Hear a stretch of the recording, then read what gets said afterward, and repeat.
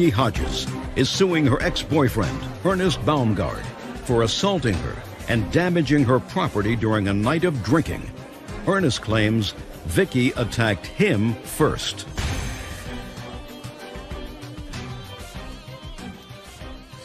Now, this is case number 252 on the calendar in the matter of Hodges versus Baumgart. Thank you. You're welcome, Judge. Parties have been sworn in. You may be seated. Folks, have a seat, please. Miss Hodges, this used to be your boyfriend, and you lived together for a brief period of time. It is your claim that April of 2006, Mr. Baumgart assaulted you. In addition to assaulting you, he damaged your car by kicking it, and in a fit of rage, he destroyed certain property. Mr. Baumgart says he never assaulted you, but he does in fact acknowledge that he kicked the taillights out of your car. That he acknowledges. Okay. When did you move in together? In February of 2006. February 4th. Did you move into a new apartment that you got, or did you move into his place, or he moved into yours? I moved into his place that he owned with his mother. And you moved in with your 9-year-old daughter? Right. And this argument happened in April. April what? It was Saturday night, April 29th. Tell me what happened, Miss Hodges. Ernie's 2 kids were at their mother's house, and my daughter was at her father's house. He had worked all day. I had worked all day. So we didn't have the kids. We decided to go out dancing. It was already late when we left, probably 10 o'clock at night. And the first place we went was Banana Factory. I used to work there, and they didn't have any music to dance to. That's what Ernie wanted to dance. So we left, went to a second place, decided not to stay there. And the third place we went to was another Banana Factory. And everything was fine. We walked in, we ordered a drink. My witness, Randy Wood, was the bartender that night. As soon as we ordered the drink, we got up and we went and we danced. And Ernie actually, when we were dancing, we were slow dancing, was telling me, let's just go to Claire's, we'll get a cheapy ring, let's just get married. I mean, we're having a great time. And I had bought a horse the day before. So when we went back to sit down, we started talking about the horse I bought. And I just mentioned to him that it's not every day you see a bunch of black cowboys. Could you speak slowly? Okay. I'm having trouble. All right. And Ernie says, you mean to tell me that you hung out with a bunch of racial slurs? And that's not true. That's not true. Excuse me, Your Honor. That's not true. And that's when my drink came at me, and he smashed the ashtray, and he stormed out of the bar. And my witness, like I said, was the bartender that night. You were the bartender that night, sir? Yes, ma'am. Just step up. Tell me your name. Randy Wood. You remember this incident? Yes, I do. Tell me what you observed. Well, they had come in and went around to the end of the bar. I went over and introduced myself, and they introduced themselves. They ordered a couple of drinks. I gave him a rum and coke, Cap Morgan, and I gave her a margarita. And then they got up and went out and danced on the dance floor. I was just waiting on other people. I went back down at the end when they came back from the dance floor, and I went over to clean some glasses in the sink. Next thing I know, the ashtray gets smashed and a drink gets thrown, and it hits me. Well, the and ashtray got against the smashed cooler. by whom? Mr. Baumgart. Yes, ma'am. And the drink got thrown by whom at whom? At her, missed her, hit me, and smashed against the cooler. So he threw the glass. He threw the glass. You must have been pretty angry, sir. Yeah, if she told the story correctly. I don't care whether you told the story correctly or not. You must have been pretty angry. Yeah, I was extremely upset. Anything else? And then he left. He left, and shortly after that, I tried to ask her what happened, and she went right up behind him a couple minutes later. Thank you, sir. Appreciate it. Go ahead. So I did. I followed him outside. He was sitting in his truck. His face was white, and his eyes were really dark. I hadn't seen him like that before, and the truck door was open. And I asked him, I said, are you seriously going to leave me here? And I just backed away from the door. He took off like a crazy person, took off down the street. A gentleman pulled up.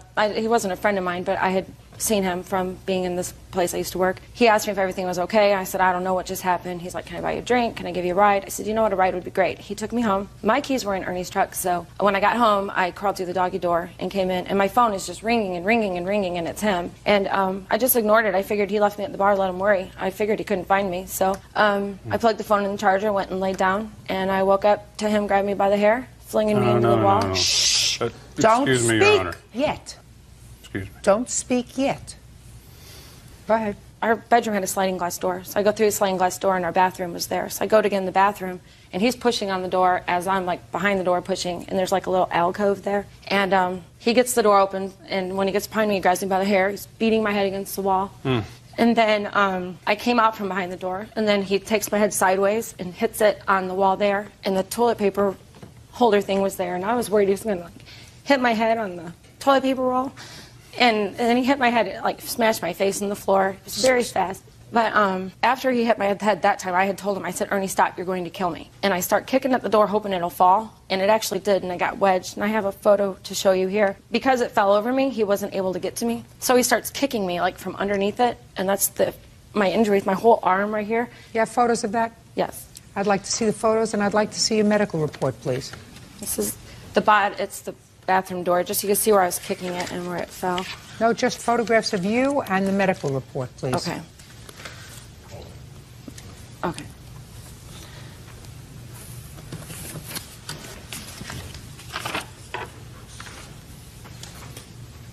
I also have the EMS report from when the ambulance came that evening. I'd like to see it, please. Okay.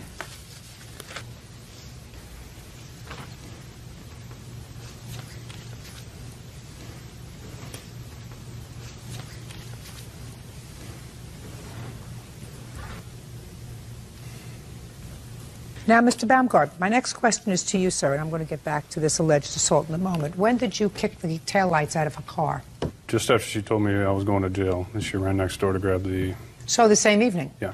All right, Mr. Baumgart, I would like you now to tell me your version of the events of that evening, starting at the bar. This was the fourth bar we had been to, her drinking margaritas, and I was drinking the Captain Morgan. That was all true. We did dance. All this was true. She decided to tell me how she purchased this horse, and it was through some sort of a sexual favor. Give me a break. And that's where I got upset. I don't know how she's saying that I got upset, but that's where it came from. I stormed out of the bar. I did. I drove down the road a couple of miles. I left her there. I was very upset. I turned around. I called her a few times to find out where she was at because I couldn't find her when I did turn around. Apparently she got in a ride with somebody within 10 minutes or whatever. I did it. I drove home. I unlocked the doors because they were still locked. Opened up the door, went in there, and she was extremely upset that I had left her at the bar, which I didn't blame her. But after what she had told me that night, I was still upset. So she took her cell phone and hit me in the arm with it.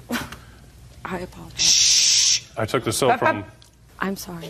Thank you. I took the cell phone from her and threw it and smashed it. Then we proceeded to, I walked her out of the house to her car to tell her to leave. And we were arguing in the yard, and that's when my witness, Jeffrey, our neighbor, saw what had happened outside. Outside? Outside. And this is when I set her in her car. We were arguing in the car. She turned around and kicked me in the groin. How do you set her in her car, sir? How do you do that? Physically, how do you do that? Explain the process. By her arm. So you touched her? Yes, ma'am. You touched her and put her in the car? Yes, Your Honor. Right. I wanted her to leave. She turned and kicked me in the groin. I grabbed my reflex. I grabbed her foot and pulled her from the car. Jeffrey was screaming at me, told me to leave her alone, go back in the house, and I did.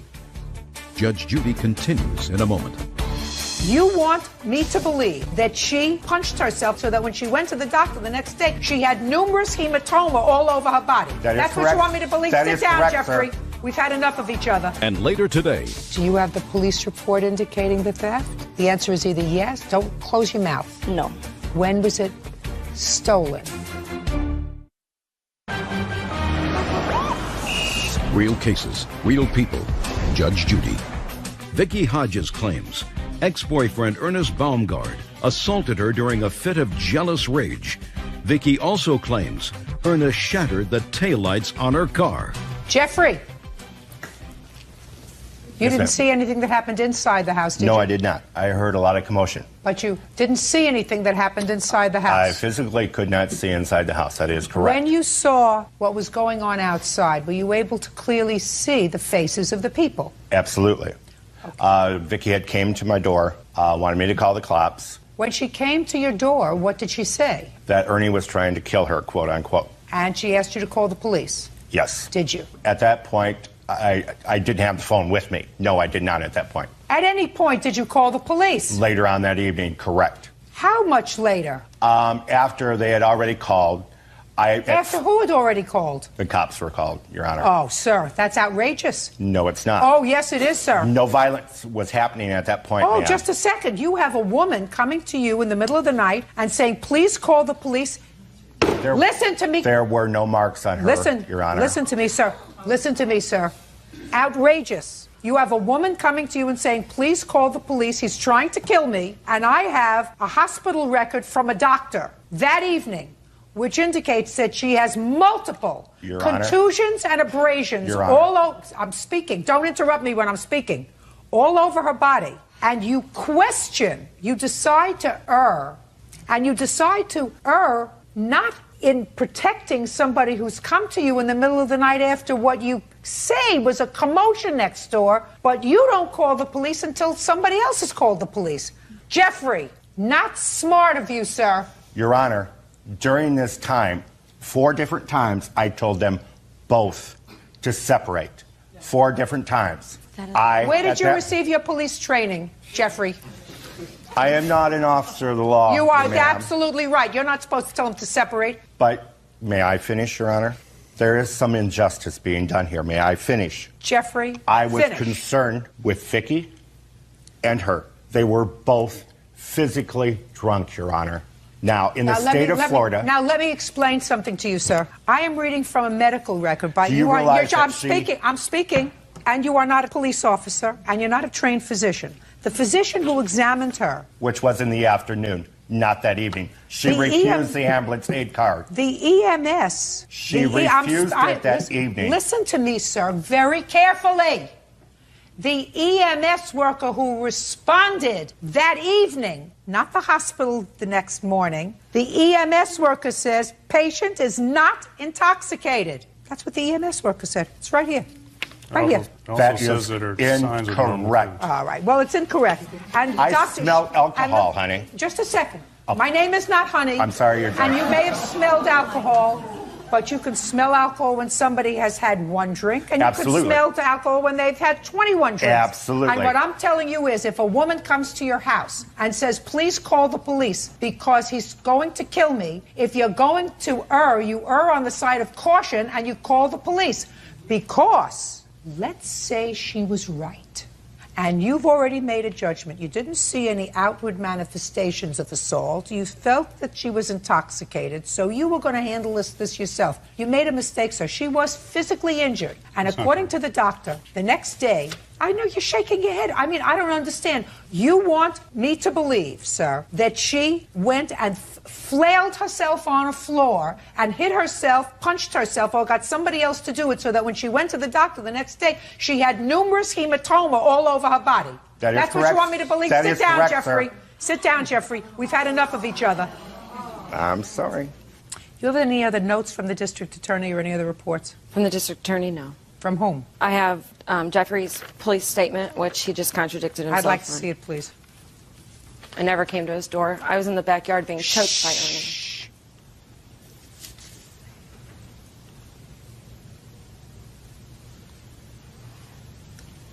Did you tell the police you thought she should be arrested, sir? Yes, I did. Did you tell the police that she came to your door? Yes, I did. Not in here. That is on my written statement. Well, she was screaming. She said, Your Honor, maybe we were aware of something going on next door. When I came out, I see Ernie telling Vicky to leave and get off his property. She was screaming that I should call 911. You didn't tell the police she came to your door. My screen room, it's all attached. And we talk at the screen door like it's a front door. I'm sorry. You know? Well, that's a big difference. Listen to me, Jeffrey.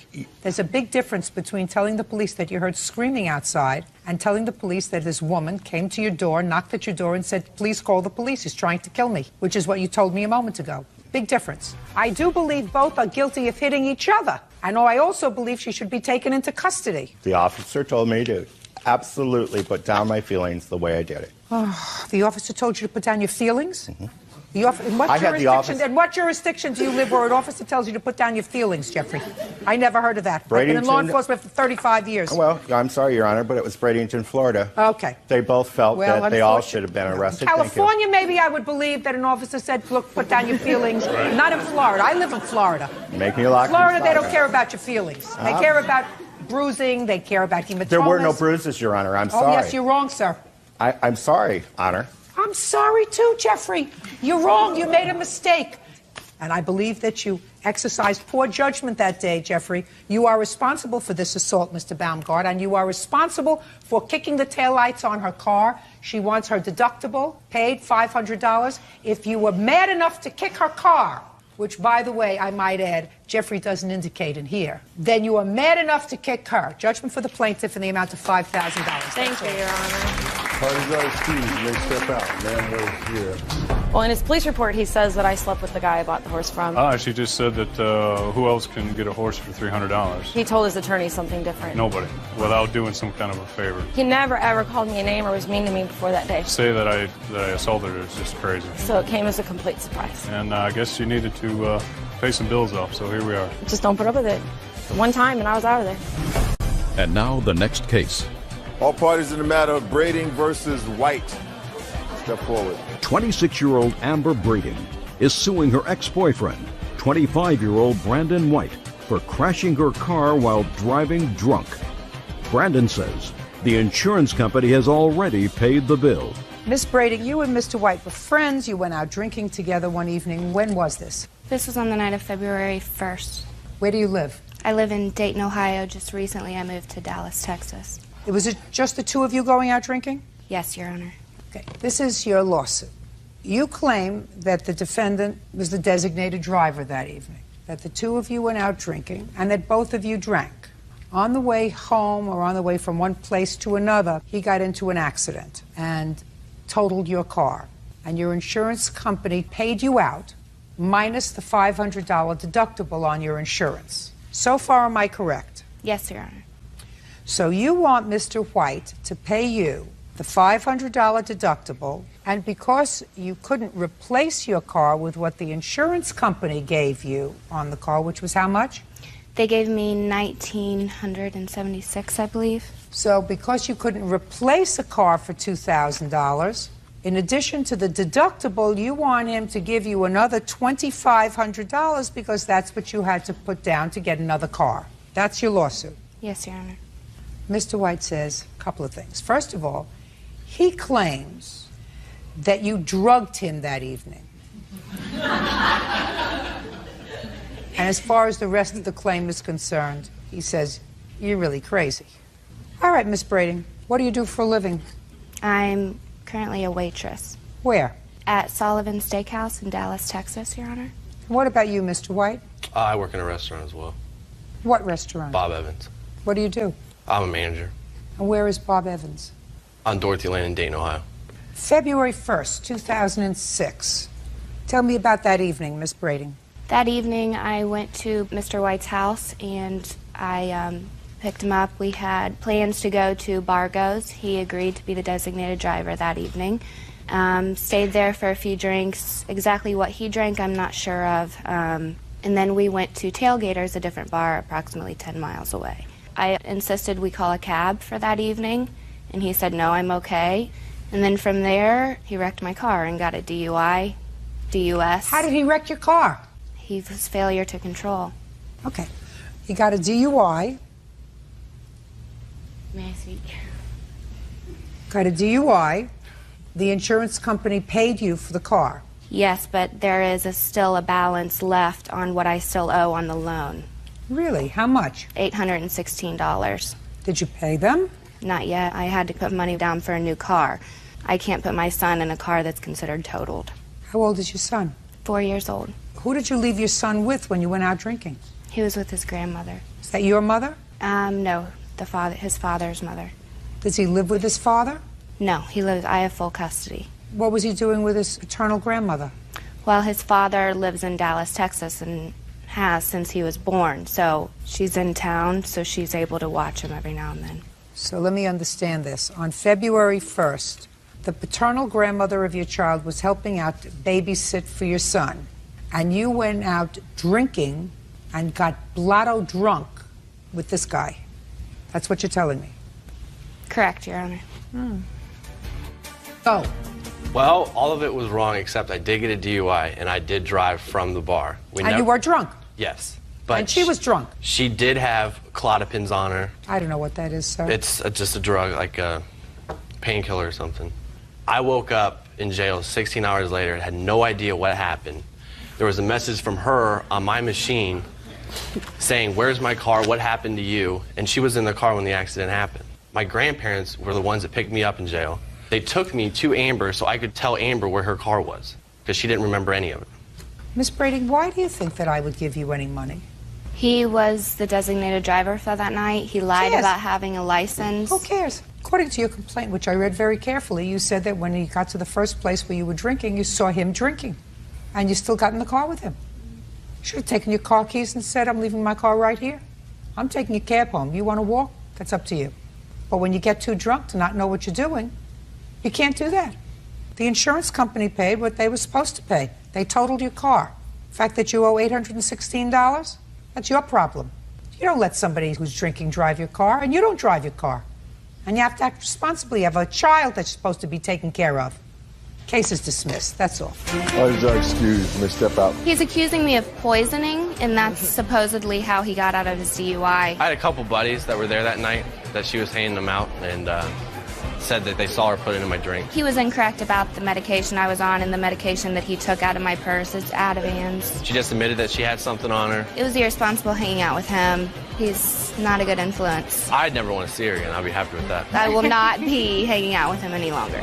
Eric Kim is suing former friend Patricia Davis for a car rental fee and the cost to repair her computer.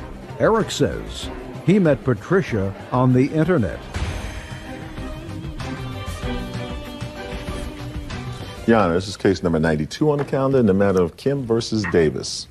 Thank you. You're welcome. Parties have been sworn in, Judge. You may be seated. Gentlemen, have a seat, please. Mr. Kim, how did you meet the defendant? I met her over the internet, over a dating service, Match.com. And when was your first face-to-face meeting? We exchanged phone numbers and talked, and then she needed some computer services, and I had my own computer business, so we met a couple weeks after that. Where? At her house. But you were going there really for social reasons. Is that right, sir? Social and professional. Social. Well, Don't listen, yes. Mr. Kim. Yes. Let's understand each other. I read your complaint very carefully. Okay. Your complaint alleges the following, sir. That she owes you for computer services that she agreed to pay you for. More importantly, according to you, she sort of conned you into renting a car for her for a day, and she kept the car for a couple of weeks, and you want her to pay the cost of the car. Ms. Davis says that you were a very generous fellow, you fixed her computer because you were a nice guy and you were interested in her, and you rented her a car when she took advantage of you, right? I didn't take advantage of him. No. Listen, when you have a legitimate case, don't muck it up with nonsense. Yes, ma'am. Do you understand what I'm saying to you, Yes, Mr. ma'am. Kim? You didn't meet her online because she was looking for a repairman. No, she wasn't. You met her online through a dating service because you were looking for a date. Yes, ma'am. That's not the way you get your business, right? Nope. So you went to her house, Mr. Kim, for the purpose of meeting her in person. True. Now, you knocked at the door, you rang the bell, and she answered the door, and you went, aha. Right? Yes, I did. Good. And you went inside, and what happened when you went inside, Mr. Kim? I looked around, and she had a very nice place.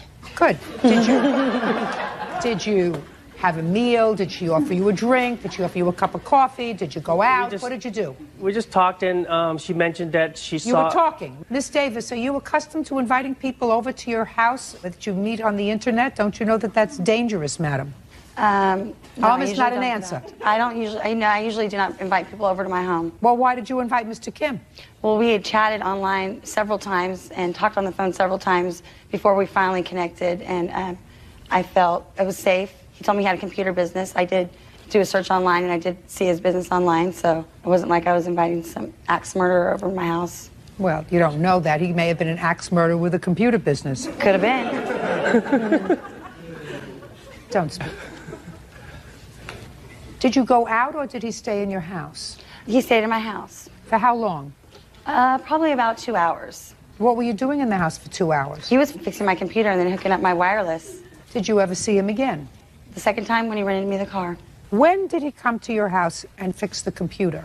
What date was it? January? I don't even know. November. November. Mr. Kim, what date did you go to her house? November 5th, 2005. Okay. Now, she said you were there for a couple of hours. You worked on her computer. When you left, Mr. Kim, can I see a copy of the bill you left her for the repairs of her computer? Thank you.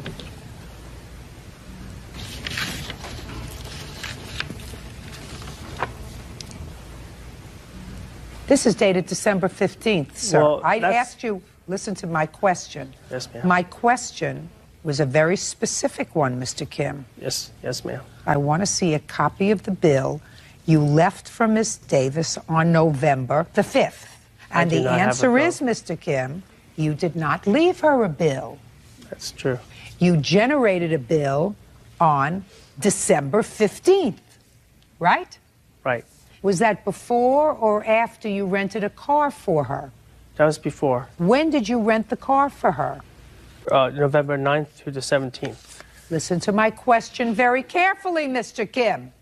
I said to you, did you generate this bill before or after you rented the car for her? It's after. Right. So between the time you fixed this computer allegedly for money and the time you rented the car for her, you did not generate a bill. No, ma'am. How long have you been in the computer business, Mr. Kim? About 5 or 6 years. When you fix a computer, sir, do you generate a bill within the first day, 2 days, 3 days? Right after I finished the job. Right. Okay.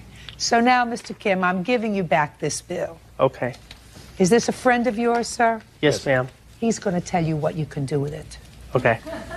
So let's just forget about the computer part of this bill. Okay. Let's deal with what I consider the potential legitimate case that we have here, which is the fact that Miss Davis took advantage of your generosity when you offered to rent a car for her for a day. Now, how did this car business come about, Mr. Kim? She explained that she needed a car to see a friend of hers in Oakland, and I said that I would rent it for her Why? because her credit was bad. She told you that? Yes. I didn't say my credit was bad. My credit cards were maxed out. Okay. Who's in Oakland?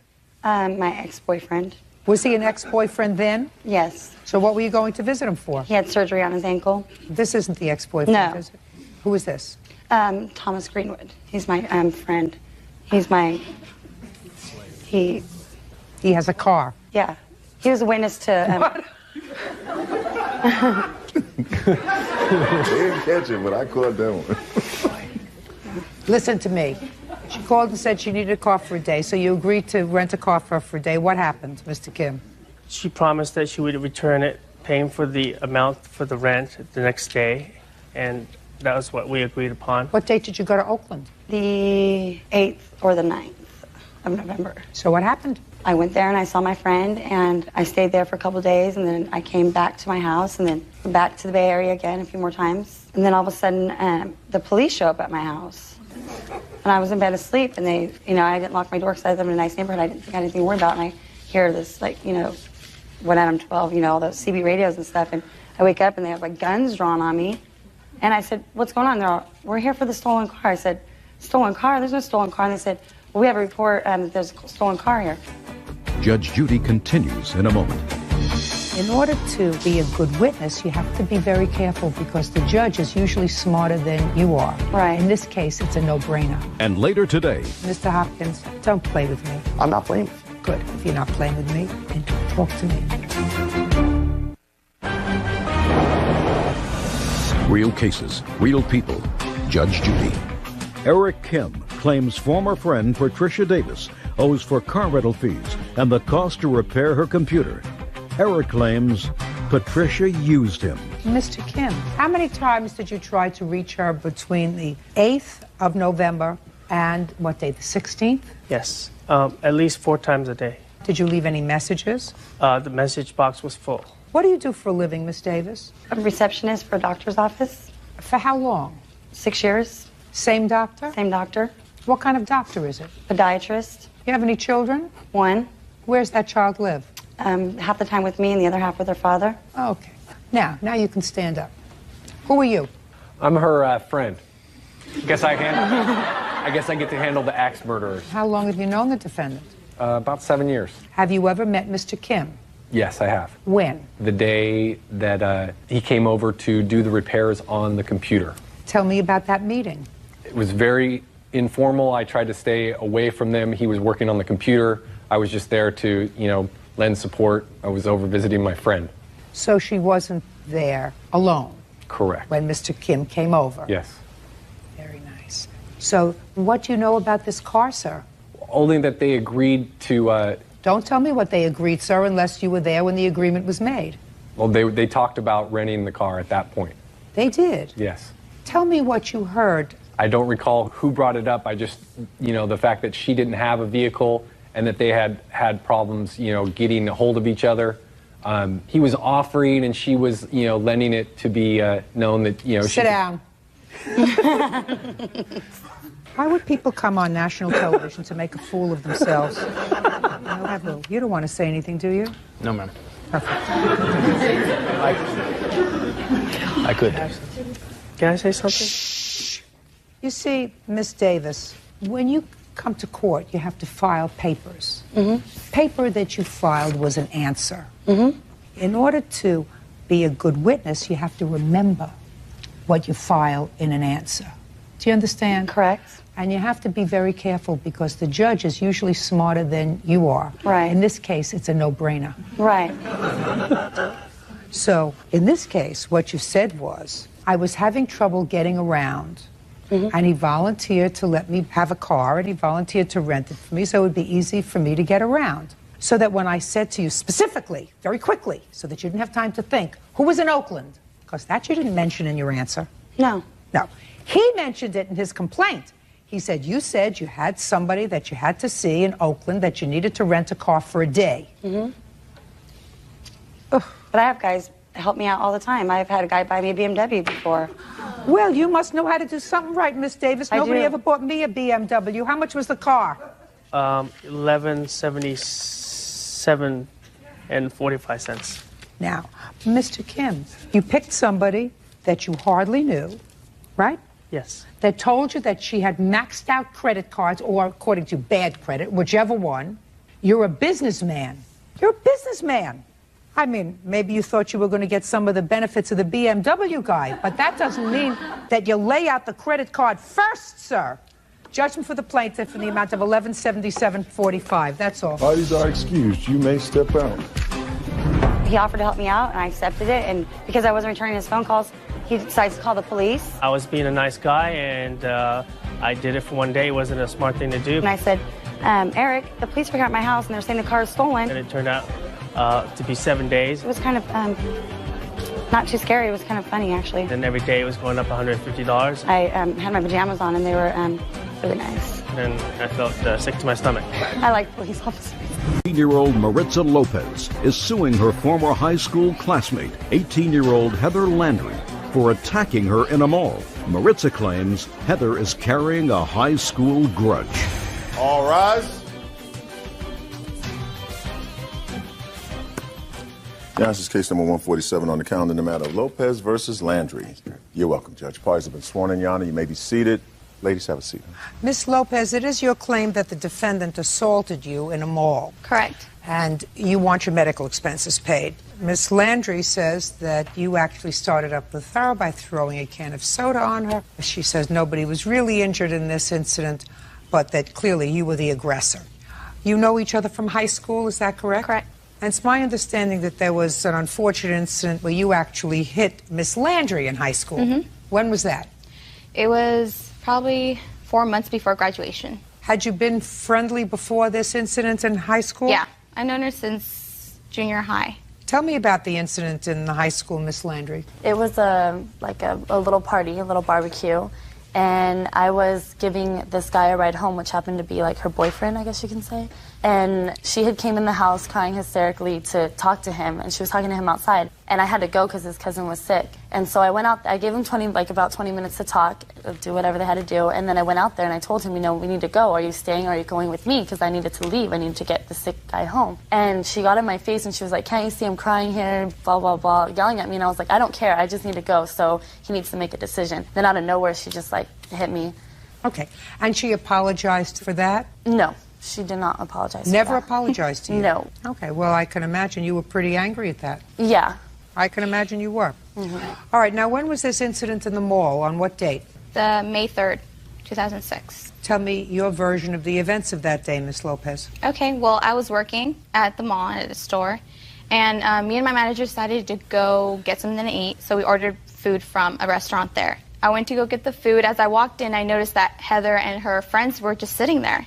And, I just didn't think anything of it. I just sat down and told the waitress that I was here for the pickup. I got my food and I walked back. So as soon as I got there, went on my 10-minute break, came back out. That's when I noticed that Heather and her friends were there. In the store? Right, in my store. How many stores are in the mall? Would you say? Miss Landry, how many stores would you say were in the mall? Maybe like 40, 45. 40 stores. How many girls were you with that day? I was with 3 of my coworkers. So there were 4 of you all together? Yes. How much after you saw Miss Landry at the food court did you see her in the store? I think from the time I walked back and went on my 10-minute break, it's probably like 15. 15 minutes? Yeah, 5 minutes to probably like. Okay, good. All right. So you came out, you saw Miss Landry there with 3 of her friends, and what happened? Basically, my assistant, Stacy, she came to me and I was just telling her, hey, do you know who's in here? She's like, no, who? And then she hadn't noticed. So she looked and then she's like, don't worry about it. She's not going to say anything. I was like, oh, I'm not even worried. I'm just, it's pretty obvious that she came to my store out of all the stores in the mall. So she's like, well, do you feel uncomfortable? And I was like, I'm just here, whatever. I really don't care. She's like, well, how about you just go on a 3-minute break and go get me something to drink. So as I went to go get her soda and then I started walking back, I noticed that there was Heather and her friends waiting for the elevator. And I could just continue walking to my store, and all of a sudden I see her walking towards me, and I was like, great, what is she going to tell me? The first thing that came out of her mouth was, seriously, why do you still talk about me? She started saying about high school and how this is my opportunity to do something to her. I've been always talking, saying I want to kick her and all that stuff. And she was just basically giving me an opportunity to do it. And I just told her, you know what, you need to get over it. It's high school. She probably got annoyed because I kept saying, you need to get over it, you need to get over it. I was just repetitive throughout the whole thing. And then what happened? And then out of nowhere, she just punches me on my left side.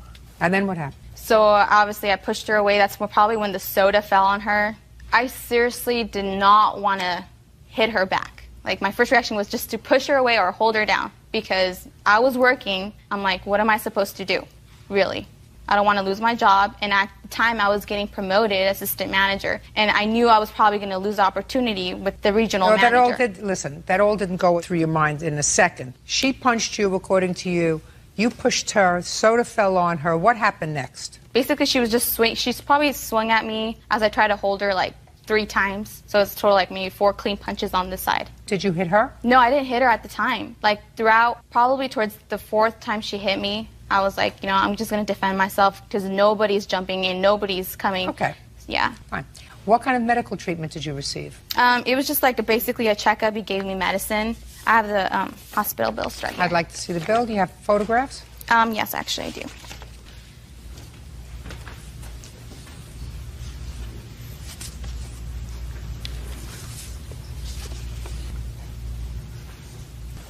Okay. Now I'll hear you, Miss Landry. Okay. That May 3rd, me and 3 of my coworkers were out to lunch at Red Robin, and my back was not facing her. I didn't see her at all. My friend Caitlin had noticed her, and so when she had told me, I turned around and I looked back, but I didn't see her anywhere. So we were still eating, we were chatting a little bit, finished up our meals, we paid, and then my friend Brandy that was with me, she wanted to get some sunglasses. And I had bought in some in Anchor Blue. That's the only thing I buy there. So we went up there, we looked around for a second, didn't see anything, and we left. We were walking out towards the elevator, waiting for the elevator to come down, and we're standing there facing the elevator, and they hear my name, and I didn't hear it at first, and I turn around, and I see Maritza calling me. So I start walking towards her, what do you want, And she basically tells me, we still have stuff we need to take care of from high school. We never finished it, blah, blah, blah. And I told her, it's been over a year. I haven't seen you since then. I really don't care to bother with you. I'm over it. I don't need to have nothing to do with you. And we were going back and forth for maybe 30 seconds. I don't know where she throws her soda literally on my face. I was drenched in Sprite or some sticky Sierra Mist or something. And I couldn't really see at first. And my first reaction was just to push her away from me. And then we started going at it. I'm pretty sure I had the first hit, actual hit. And we were going at it for about 10 to 15 seconds, and then it was over with, in a matter of seconds. It was no big, fight. Judge Judy continues in a moment. Did you buy anything in her store? No, I didn't. How long were you in her store? About 10 minutes. That all doesn't make sense, Miss Landry. And later today, he was told not to go on a computer. He turned around and went into the adult sites. That's why we didn't want him to do it. Plus the fact that he's done it to 2 other computers for the same reason. Real cases, real people. Judge Judy. Maritza Lopez claims she was punched in the face by former high school classmate Heather Landry. Heather claims Maritza threw a soda in her face. Who is this? This is Maritza. She's one of my coworkers. Marissa, you have a last name? Ramos. You were there on the 3rd of May? No, not there at that actual fight. I wasn't there. So how was she relevant? Because after that altercation, about 2 days before I went to court for that, Maritza had showed up at my job looking for me. She sent a friend in my job asking my manager for me if I was working. He had said, yeah, I was working. Don't listen to me. What are the names of the 3 co-workers who were with Miss Landry on May 3rd? Kaylin, Brandy, and... Kaylin? Yes. Brandy? Yes, and Kelly. How long have they been working at the same store as you? Brandy's been there for about 3 years. 3 years? She still work there? Yes. Good. Kelly, she doesn't work there no more. She was there for a year. She quit. And Kaylin's been there for about a year. Still there? Yes. Now you can sit.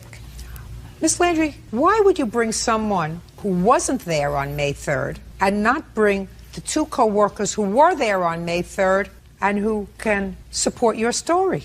One of the, Caitlin, she was actually supposed to come, but she got food poisoning this morning. She was really sick before we came over here, so I brought Maritza Ramos because after the... What about the other co-worker? Brandy's still there. So why didn't Brandy come? Because she couldn't get the day off of work.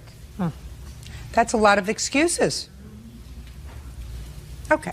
Some things make sense and some things don't make sense. What doesn't make sense is why Miss Lopez, who is working at the precise time that this happens, would start up with you when you had 3 women with you. She might start up with you if she had 3 women with her or 2 women with her. But I don't get the sense that she would start up with you, Miss Landry, when you are a group of 4 and she is 1 person. Because that's stupid. That's number 1. Number 2, the mall has 40 stores. Here, after you had lunch, you and your 3 friends, within 15 minutes, ended up in a store where she works. It was not within 15 minutes. Half hour. I mean, how much time do you have for lunch? 4 hours? Only I get 4 hours for lunch. We weren't on our lunch break. We were just out to lunch. I see. So you were just out to lunch and had the whole afternoon. Did you buy anything in her store? No, I didn't. Did anybody buy anything in her store? Not that I know of, no. How long were you in her store? About 10 minutes. That all doesn't make sense, Miss Landry. What makes sense to me is that you slugged her, you got even for the slug in high school, and you're going to pay her medical bills. That makes sense to me. She's not charging you for pain and suffering. She's not charging you for anything else. She wants her medical bills paid. You figured you got even. You're getting even cost you $526. Judgment for the plaintiff, that's all. Thank you. Parties are excused. You may step out. They wrote me a ticket for battery, like misdemeanor battery. I basically hit her back by throwing her a soda. I went to court. The court was dropped. End of story, you know? Ever since high school, she continued egging my car. Really immature. I mean, it's high school. Can she get over it? Janet Kelly is suing her ex-boyfriend, Richard Rick Sarna, for money lost when she co-signed on his Ford Expedition. Janet says Rick is a con man. Order. All rise. Now, this is case number 32 on the calendar in the matter of Kelly versus Sarna. Parties have been sworn in. You may be seated. Miss Kelly, have you ever watched this courtroom program in the last 10 years? You ever watch me? Yes. Did you ever watch me with women? Yes. Did you ever watch me tell women, don't get him a credit card, don't take out a loan for him, don't buy him a cell phone, don't buy him clothes? Did you ever hear me say that? Yes, I have stupid right here. Now, in all the time that you've watched this program, can you think of a percentage of the times that you have the man on that side and the woman on that side of the bench, and he's complaining because he gave her credit cards and a cell phone and clothes, a computer, and got rims for her car? Can you think of how many times you saw that? Maybe on one hand in 10 years. It's always the other way around. You look like an intelligent woman. Why do you think that is, Miss Kelly? Because I was brought up that way. To what? To be honest and truthful. You weren't brought up to be a sucker. No. But that's what we're talking about. Yes. Well, I didn't think I'd meet a con man either. Let's go back a bit. Okay. It's your claim that you met Mr. Sarna. He needed a car. To make a long story short, in September or October, he found a car. It was a very expensive car. What kind of car did you find, Mr. Sarna? A Ford Expedition. That's a pretty big car. And how much was the car, sir? $45,000, I think, somewhere in that area. $45,000. With tax and tags, it came up to close to $50,000. I'm not sure if the 45 was everything or if it's, I'm not positive. 49. Close to 50. Okay. And you didn't have any credit, is that right? No, I had credit, but I had... But you had lousy credit. I had one error on my credit report, which I had cleared up right here. Put it down. Whatever. You couldn't get a loan on the car. Right. It showed me having 2 mortgages, and I only had the one. Listen, that's not my problem. Bottom line is, you saw this $50,000 car, and you could not get a loan in your name on it, right? Well, that's what they told me because of the error on my credit report. Who do you think's going to have the last word here, you or me? You will, Your Honor. You're absolutely right. So you couldn't get a loan, correct? At that time. So what did you do? Well, the salesman suggested to Miss Kelly that she put the loan in her name, and then after I got the credit taken care of, we could refinance the vehicle and put it in my name. Bottom line, she got the loan in her name. Correct. And in order for the loan to be in her name, she had to have her name on the title to the car, right? Correct. Is his name on the title too? No. Just yours? Just mine. That was in September of 2005? Correct. So you had the car part of September, Correct. part of October, Correct. and part of November. Correct. And then she took the car back. Correct. Your lawsuit is you took the car back because you found out that he was a fraud, that he had had lots of bad credit. That's what you say. You didn't want to be subjected to the vagaries of his financial problems, and you felt as if you had been deceived. You took the car back, ultimately sold it back to the company, and you took a $24,000 loss. And you want him to at least pay $5,000 of that. Why didn't you sell the car privately? I did try to sell it privately. I tried to sell it for 2 months. I had it on eBay. I had it in Auto You Trader. certainly could have sold it without taking a $25,000 loss. I had it up for sale like the next day, driving around with signs on it, advertising it. Nobody was calling because it was during the holidays. I guess people don't buy cars at that time. Miss Kelly, why would they take off after 3 months $25,000? Show me. I want to see how much they gave you on the car. That's right here. I sold it to Mossy Ford. I had to pay these 2 checks add up to $24,000. I had to go take a second out on my home to pay this off because otherwise I would have had to just turn the car over and file bankruptcy myself. And I didn't want to do that. I didn't want to have bad credit. I worked hard to establish the good credit I had, and I didn't want this person to ruin my credit. He doesn't realize what he did. Okay. Now, when was the first payment due on the car, Mr. Sarna? It was October 20th, I believe, Your Honor. Did you make that payment? Yes, I did. Okay, so you made one payment on the car? No, I made 2 payments. When was the next payment? November 20th. Now I'd like you to show me the proof of those 2 payments. This was a copy of the final payment that I made because it was 2 days right before that we had broken up. I have the check number for the other one, but I don't have a copy of it. Okay. Now, when did you meet Mr. Sarna, Miss Kelly? I met him New Year's Eve, 2004. So at the time you took out this loan, you had known him for approximately 8 months. He was my neighbor. He moved in 2 doors down from me, and we started dating. Okay, fine. And you want to hear the story? Well, I want you to tell me what cause of action you think you had. You had an agreement with Mr. Sarna, as far as I can tell. The agreement was that he was to make the payments on the car until he could get it refinanced into his name. Correct. And once he did that, you would be off the hook. Yes. He made the payments on the car. Correct. October and November. November 21st, according to your complaint, you went and took the car back. Yes. And he had made his last payment on November 20th. November 17th. So up until that point, you had no basis to take the car back. No, because that was just a second, because that was your contract with him. Correct. That was your verbal agreement with him. Your verbal agreement was he would make the payments, the car would be in your name until he paid off the car, or got his credit cleared up and was able to take the loan out of your name and put it in his name. Now, what intervening factor was there that you believe voids that contract? Well, when we were dating, we were seeing quite a bit of each other, and Rick and his daughter was always over at my home with my daughter, and we were becoming like a family. We were playing games together. I was cooking dinner. We were just really happy. So we did decide to live together, but before we did that, I was over at his house and I said, are you in any kind of financial debt? Because he is a server, and I think he was upset by me asking him that, because I know his rent is $1,600 and he had his car payment and his utilities and he paid for his daughter's college. And so I was just a little bit skeptical, and he told me, he goes, Janet, he goes, I make as much money as you do. And I'm thinking, well, I don't think so, but why would I not believe him? Judge Judy continues in a moment. Bing, ling, ling, ling, ling. But I wasn't thinking. Listen. I was thinking. Ding, a ling, a ling, a ling, a ling. I know that now. Well, then what are you doing here, Miss Kelly? Real cases, real people. Judge Judy. Janet Kelly is suing her ex-boyfriend, Richard Rick Sarna, for money lost when she co-signed on his Ford Expedition. Janet says Rick is a con man. Go ahead. So we decided to move in. He decided to move in, and so he started moving his daughter's stuff over. When? This was probably the middle of September. When did he move in? He never did really move in. Right. Because according to your complaints, he started moving his things in November. Yes. And that was after the car was purchased. Yes. So you would have this discussion with him. I had the before he moved in. Before he moved in, I had the discussion before the car was purchased. Well, that's not what you told me. Well, I'm sorry. I meant we had. You were talking about moving in. His daughter started moving in, and he took my daughter's computer out of the room and hooked up his daughter's computer. Get to something that's okay. important, Well, please. I went in there to use the computer, and he had just put this brand new desk together. And I opened up the cupboards and looked in the desk, and there was all of his bills. So I pulled the bills out.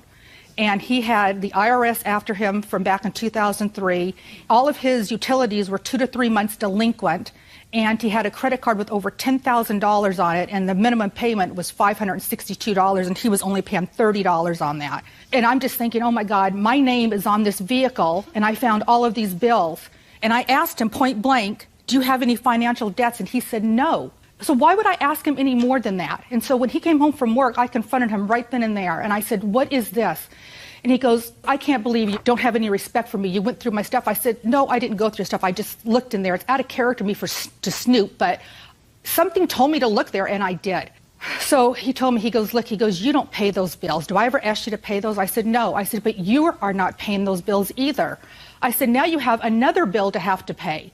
I said, if you were smart, you would have paid off all of your bills, and then you would have bought another car. You don't go out and get more into debt with my good name. You're absolutely right. It's not right. I work too hard to get the things I have. I don't put things on credit. I pay for them, cash. So why did you do it for him? Because I loved him. Right. I know. Stupid. I know. What kind of work do you do? I'm a buyer for a biotech company. You know how to do a credit background and credit check on somebody? Yes. That's all you had to do. Well, why would I run a credit check on somebody? Because you already had somewhere in the back of your mind that he's a waiter, so you had a question to begin with, right? Yes. You were buying a $50,000 car. You could find a car for $15,000 too, right? Correct. You could have found a cheaper car, but you didn't. You found a really expensive car that you liked. When he went to get the loan for the car, you were with him, and they said to him, sorry. Bing, ling, ling, ling, ling. I know. But I wasn't thinking. Listen. I was thinking. Ding-a-ling-a-ling-a-ling-a-ling. I know. I know that now. Well, then what are you doing here, Miss Kelly? What are you doing here? You had a contract with Mr. Sarna, as a ridiculous contract as it was, that he was going to make these car payments. Car was in your name. He was going to, at some point, get the car put in his name. You found these outstanding bills and loans, and without saying to him, listen, you have 30 days. I did say that. Just a second. You have 30 days to get this loan out of my name and put it in your name, or I'm taking the car back. You didn't do that. According to your complaint, you took the car back that day. No. Here, I have a promissory note that I had made up on the 10th of November, and... Your Honor, this is what I was dealing with every day. It's one day it's one way, one day it's the next. Mr. Sarna, you think I feel sorry for you, sir? No. You behaved like a pig. You got somebody else to put their name on the line. You owe the IRS money? No, I don't, Your Honor. Did you owe the IRS money? I did. How much? What's paid off, it was $1,000 originally. It was on a monthly installment. How much did you pay them? The final balance, I mean, or The total. the total amount was like $1,900 or something like that. You just told me it was $1,000. No, you said when I paid it off at the time when I was with Ms. No, Kelly. I said, what was the total you owed the IRS? About $1,900 When? from the year before 2004. But it was The on a year monthly before payment. 2004 would be 2003. The What's year the matter? before That's we met. hard. The year before we met. What kind of car do you have now? It's a Nissan Xterra. Nissan Xterra. Yes. He went out 2 days late. Nissan Xterra. Correct. In whose name is it? It's in my daughter's name and my name. How old's your daughter? My daughter is 20. My name is on the loan for her vehicle because she was 18 when she got it. How much did you pay for it? I believe around $20,000. So when you had to get a car yourself, you didn't buy a car for $50,000, you bought a car for $20,000. Correct. Why is that, Mr. Sarna? Because Janet went with me when we were looking for the car originally, and so we were driving other new expeditions, whatever, and she liked the same one that I did. And even the salesman said that Janet's whole demeanor came down when she got into this other expedition that we were driving. You mean just a second? You mean the car salesman told her that her whole demeanor changed when she got into Correct. the expedition? Correct. You're some piece of work. Mr. Sarna, you bought this expedition and you were planning to pay for it every single month. And you had enough money for that. Correct. And you liked the car. Correct. So immediately after she took back the car, you went and bought a car that was less than half of the cost of the car that you bought when she was stuck with the car loan. Correct. And you want me to believe that you did that, sir, despite the fact that you could afford to pay for a $50,000 car, you decided to have a $20,000 car. The reason for that is because of the credit error that I had on my TRW, and that's what was in the process of being corrected, and that's what I have a copy of right here. Well, so did they correct it? They did. Well, if they corrected it, why didn't you buy another expedition? Because I had to get something right away. Because she took the car, I had no way of going back and forth to work. I didn't have a choice of waiting until this got corrected in 90 days. Why not? Because of the fact that I couldn't qualify for a higher end loan. That's right. You couldn't qualify for it. A stranger wouldn't give you a $50,000 car, but somebody who went instead of using her head, she did. I don't know what you found attractive in him. To be honest with you, Miss Kelly, I really don't. You're an intelligent, attractive woman. Seems to know what she's doing. What you found in this man, I haven't a clue. I don't know either. I don't know either. I mean, you really ought to consider yourself very, very fortunate. I do. Because at worst, it cost you $24,000. I could have lost my home. Could have lost your home. You could have lost your life. You could have been stuck with him for 5 years. I know. You could have been part of equitable distribution. You would have had to give him half your home. You know, just think about that. I know. Just think about having your wagon hooked to this star for the next 10, 15 years. Miss Kelly, he's a bum.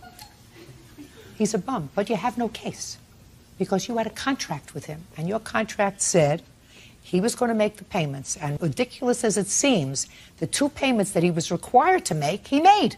Yes, but as soon as I found out all those bills, I wanted him to put that car in his name right away. Then, just a minute, then you're changing the contract. That's why we're here. Well, it was going to be January anyway. I told him I would give him till January. I told him, I will give you till January. I didn't say right away because I knew that took 60 to 90 days. I agreed.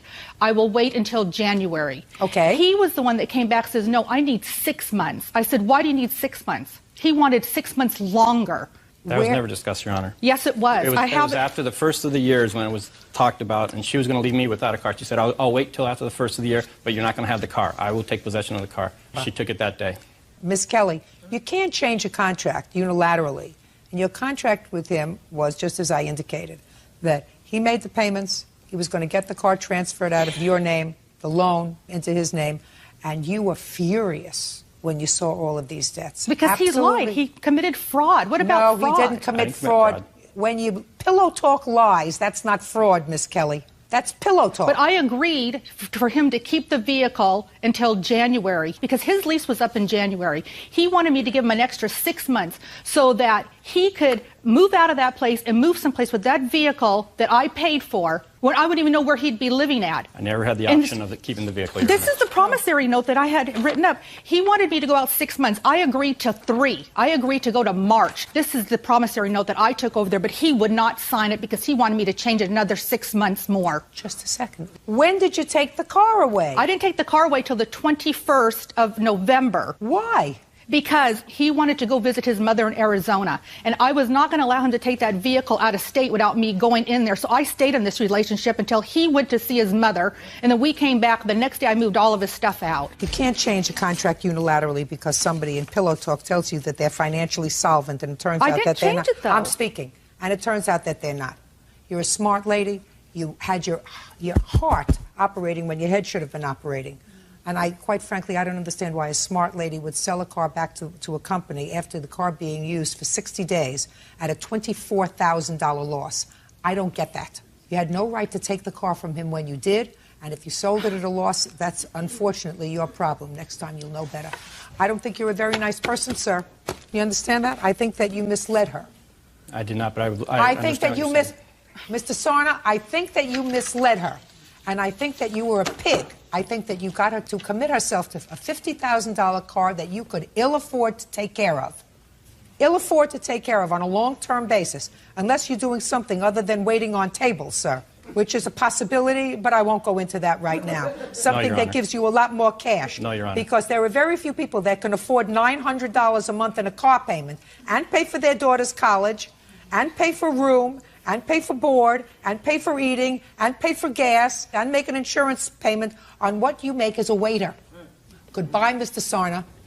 Goodbye, Your Honor. Parties are excused. You may step out. I think he's a pig, like she said. I don't agree with what she calling me a pig. I mean, that's not me. I found out he was a liar when I found all those bills, and I asked him point blank up front, are you in any kind of financial debt? And he said no. She's very irrational. That's one of the things that separated us. I was in love with him because we got along great. We had fun together. One day it was like, we're moving in together to be a family. Next day it was like, you remember, you're a guest in my house. Because I found all these bills, so I wanted to know what else was he lying about. I don't need up and down relationships. His whole life is a lie. I didn't ask her. I didn't put a gun to her head to put the loan in her name. He's known in his family as Tricky Ricky. Watch who you go out with and make sure someone's on a stable emotional state. Don't believe everything you hear. I'm happy with the decision, but I'm not happy about being called a pig by Judge Judy. I don't understand this.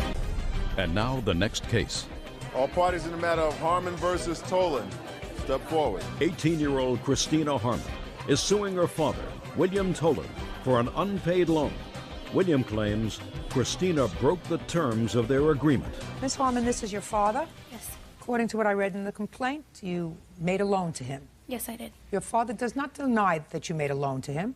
He says, however, that as a condition of his repaying the loan, you agreed to stay in school and stay off of drugs. And he says that you didn't. So he's not repaying the loan unless he can put it in some sort of an account where you can't touch it until you're 21.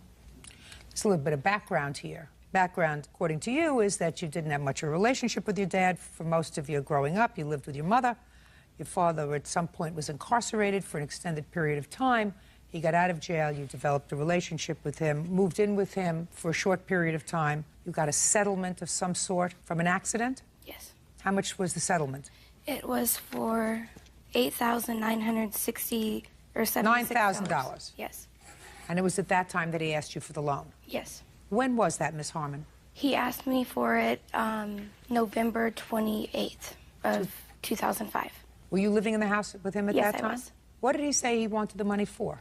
He wanted $2,350 to buy a new car and $600 to go see my stepmother's oldest daughter in Medford, Oregon. That's not true. I never borrowed $600 for a trip from her. Well, how much did you borrow in total from her? $2,150. The vehicle was actually so Christina had a car. She had the money to do driver safety. We'd already set it up with Just a second, school. Mr. Tolan. How much did you take out of your account and give to him? I took out $2,900 out of my account.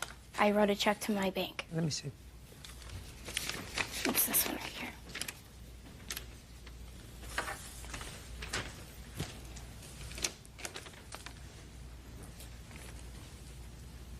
It says $2,900, sir. That's not what she gave me.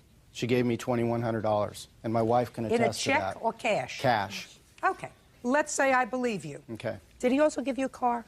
No, he was going to give me the car, but then he decided not to, and he was going to sell it to my cousin once he got his taxes back. Just a second.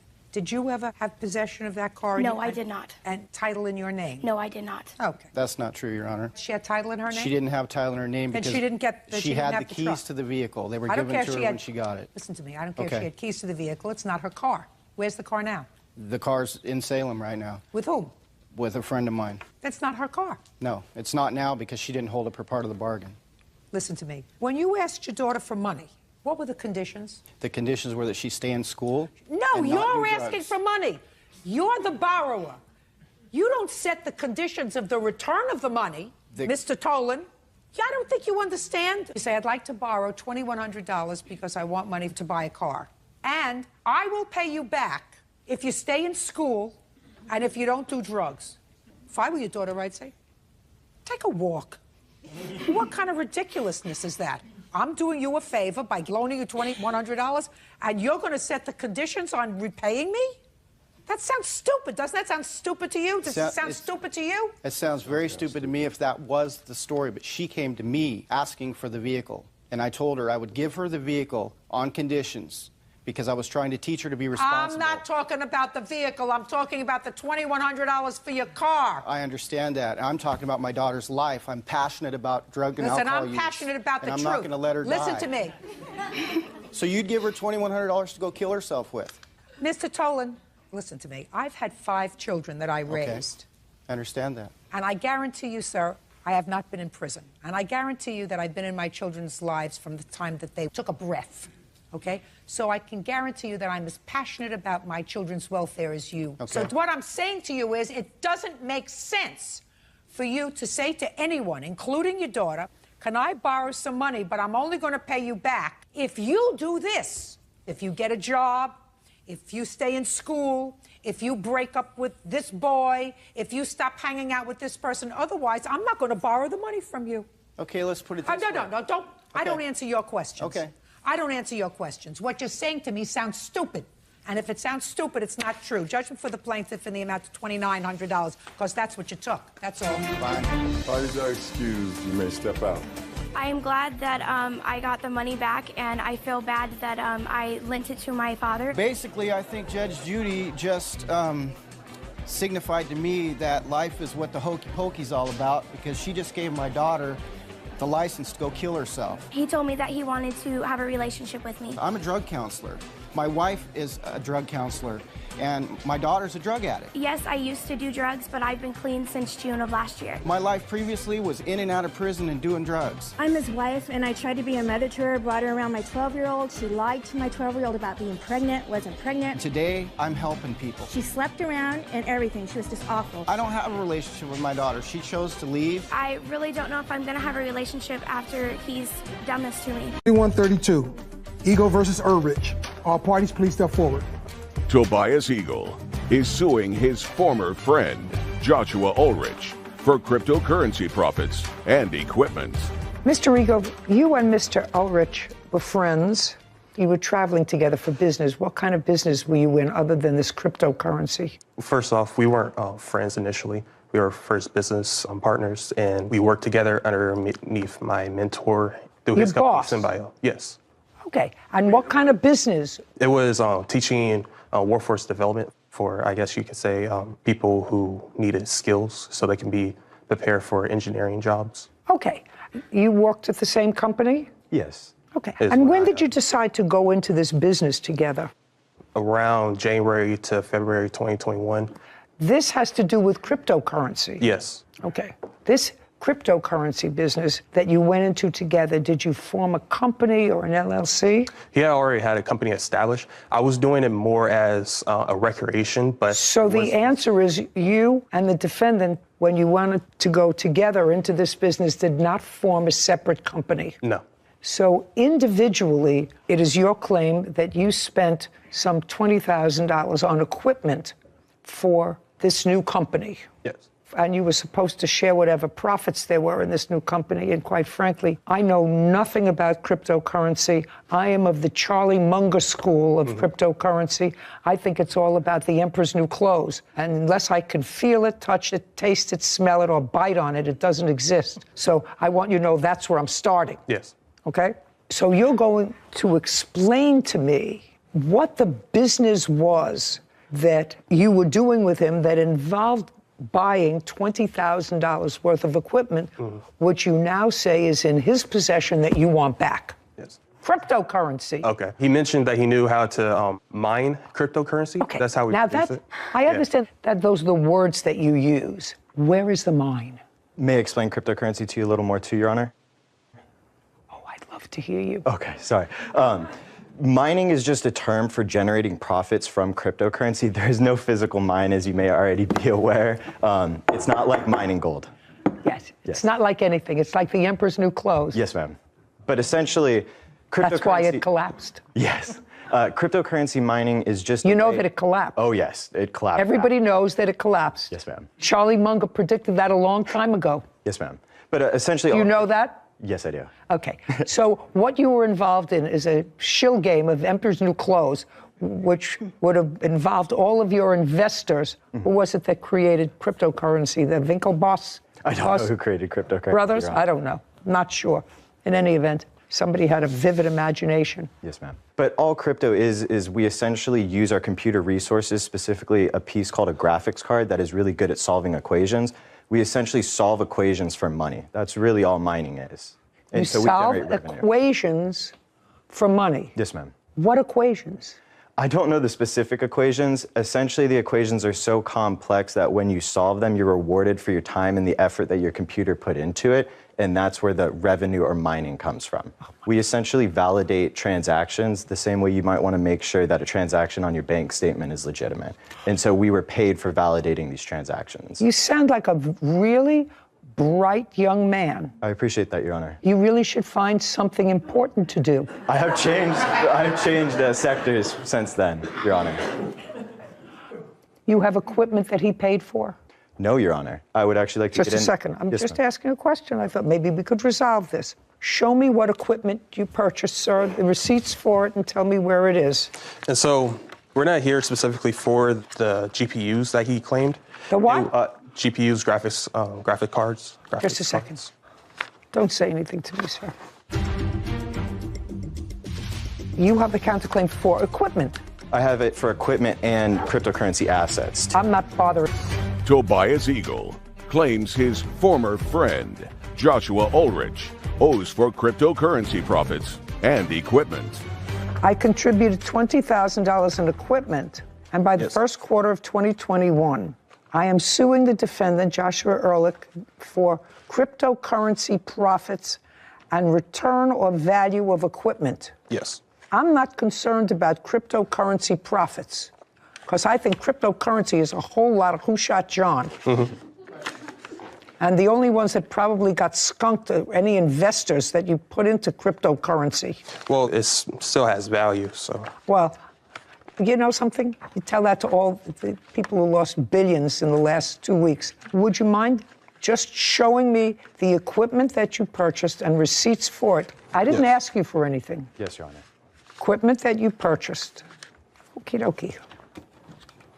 And so for this equipment, it was purchased through an auctioning site. And so they only have a year delay, and then that was the only information I was able to receive from them. That's not helpful to me, sir. That's not helpful to me at all. I can't, what am I supposed to do with this? That's just showing that I have proof that I purchased the equipment. Doesn't show me how much. It wasn't how much I bought it for. It was because I plan on rebuying the equipment. And so that's just proof that I bought the equipment and that he has it. That a workstation, a Hewlett-Packard server. Yes. And I have a price one break. small pallet of miscellaneous battery backups. Yes. And there were specifically 12 and of those. 2 Dell towers. Yes. Everything here are things that you want back from him. Yes. You have nothing in your house of these things. Of those things, no.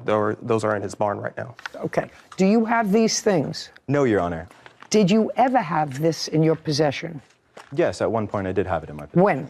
I had it in my possession when we were at a shared facility that was in Rancho Cordova. Now you're not in a shared facility anymore. Yes, ma'am.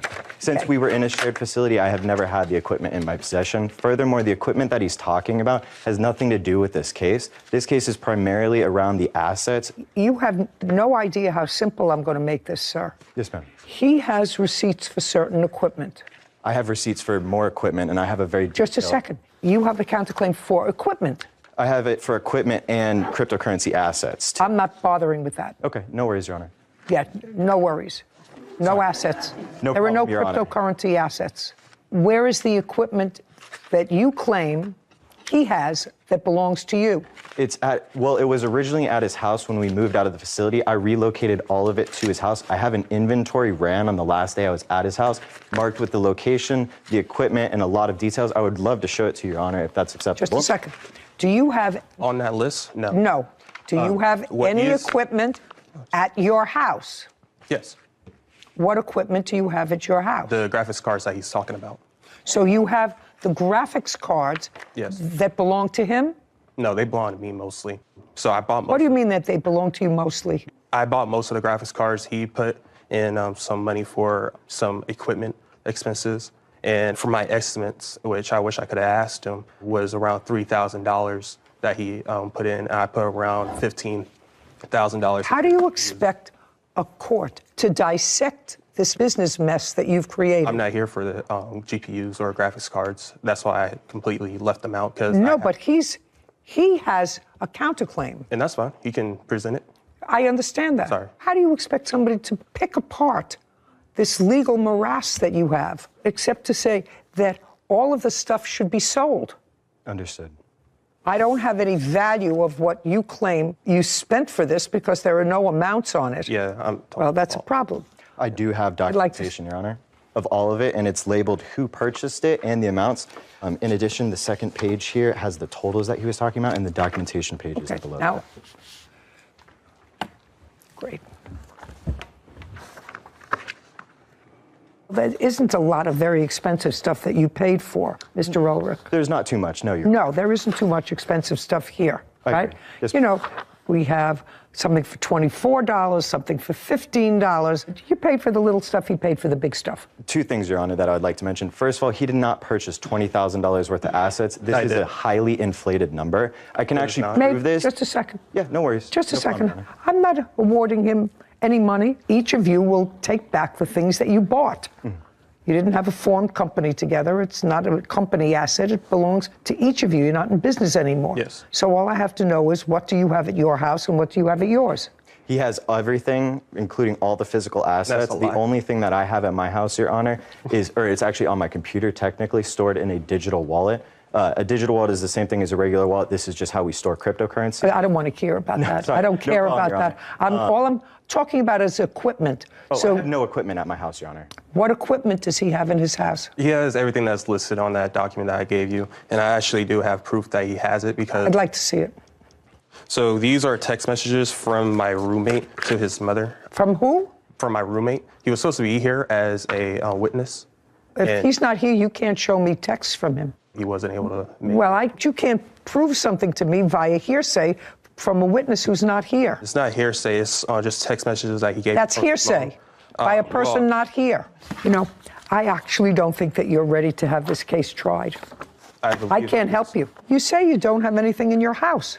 You can't tell me how much the item cost. If he said he doesn't have anything in his house, should I rule that he has to give it back to you and he said, I don't have it, I can fix a dollar amount, but I can't do that unless you have what you paid for it. I have documentation here that at the value at which I had to pay to buy it back. Because since it was through an auctioning site, I don't remember, I had several auctions I bought most of that equipment from.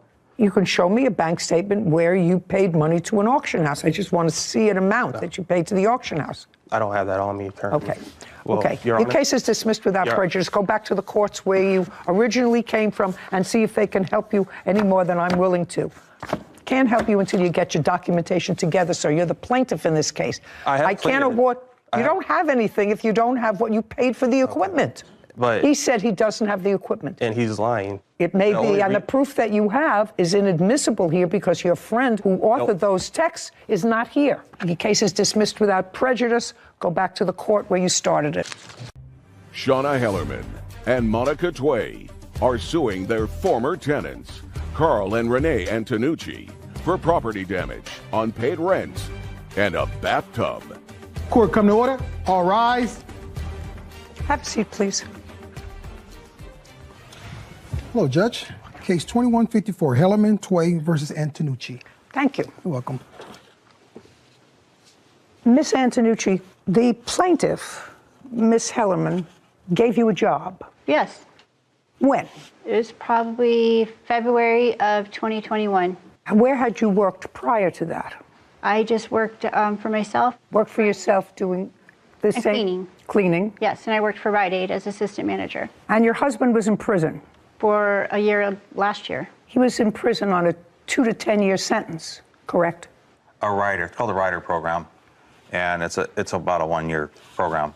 You were convicted in the state of Idaho for what, sir, and when? It was 2012. Was a third DUI. Mm-hmm. And at that time, you were sentenced to 2 to 10 years. Oh, correct. Yes. My apologies. I just read it online, sir. Yeah.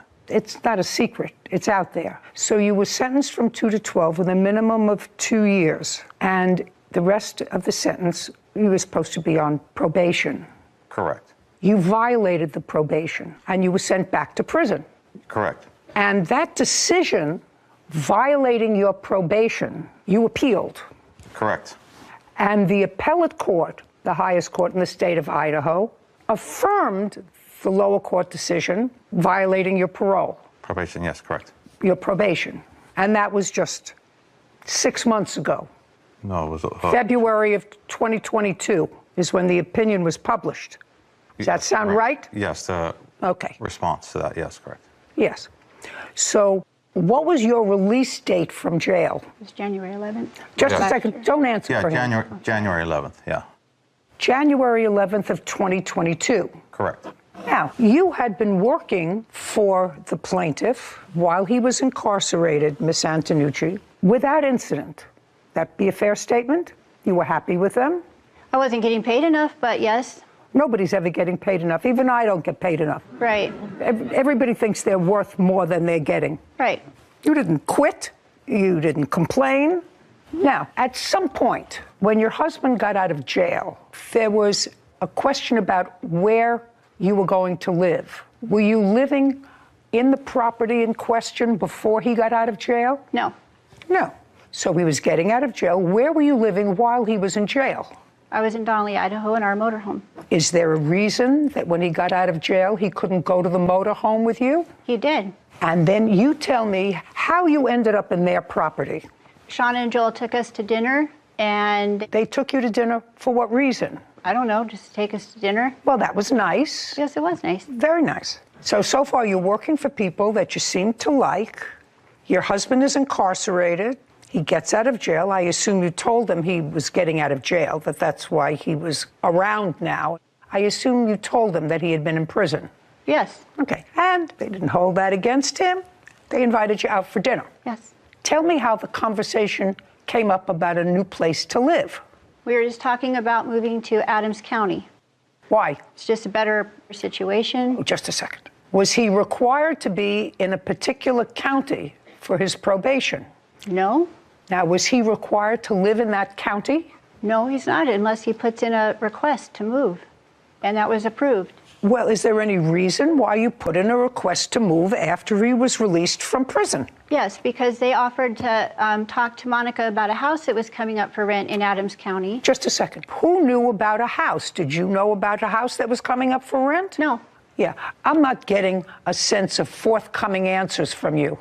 You have somebody who cleans for you, whose husband has been incarcerated, who hasn't been living in any of your property. Now he's coming out of jail, and I want you to tell me how the discussion of a place to live came up. You're out to dinner. Yes, we invited him out to dinner. We were excited to meet him. They had mentioned they had put in for a change of probation officers. So he put in a request for a new probation officer. Yes. But for the fact that you told them, they would have no way of knowing that you had to move from one place to another.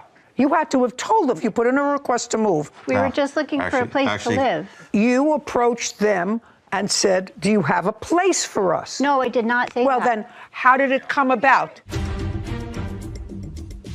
There was sort of acrimony at the end of your moving out, but I'm going to take one thing at a time. They say that when you moved out, you took a claw bathtub. Did you take the bathtub? The answer is either... Shauna Hellerman and Monica Tway are accusing their former tenants, Carl and Renee Antonucci, of not paying rent and stealing a tub. We were friends, and they invited us out to dinner. Just a Shauna and I were friends. That's Yes. you. So And this is somebody who's a friend yes, of yours. And I did not. I cleaned her house very randomly, but I'm with subcontractor. I was not an employee. In fact, I called myself an employee of hers once, and she said, "You're not an employee. You're my friend. You're a subcontractor." So we were at dinner, and we were saying that we were wanting to look for a place to live, and Joel said, "Oh, well, there's a place in Adams County that Monica just bought. I'll talk to her about you guys moving in there." That's how we came to know about that place. Great. And we were fine with living in our motorhome, but it would be nice to have more room. So we were excited about that. That's how we found out about it. You found out about it because you needed a place to live, that you were moving. We didn't, well, that's yeah. according to your husband.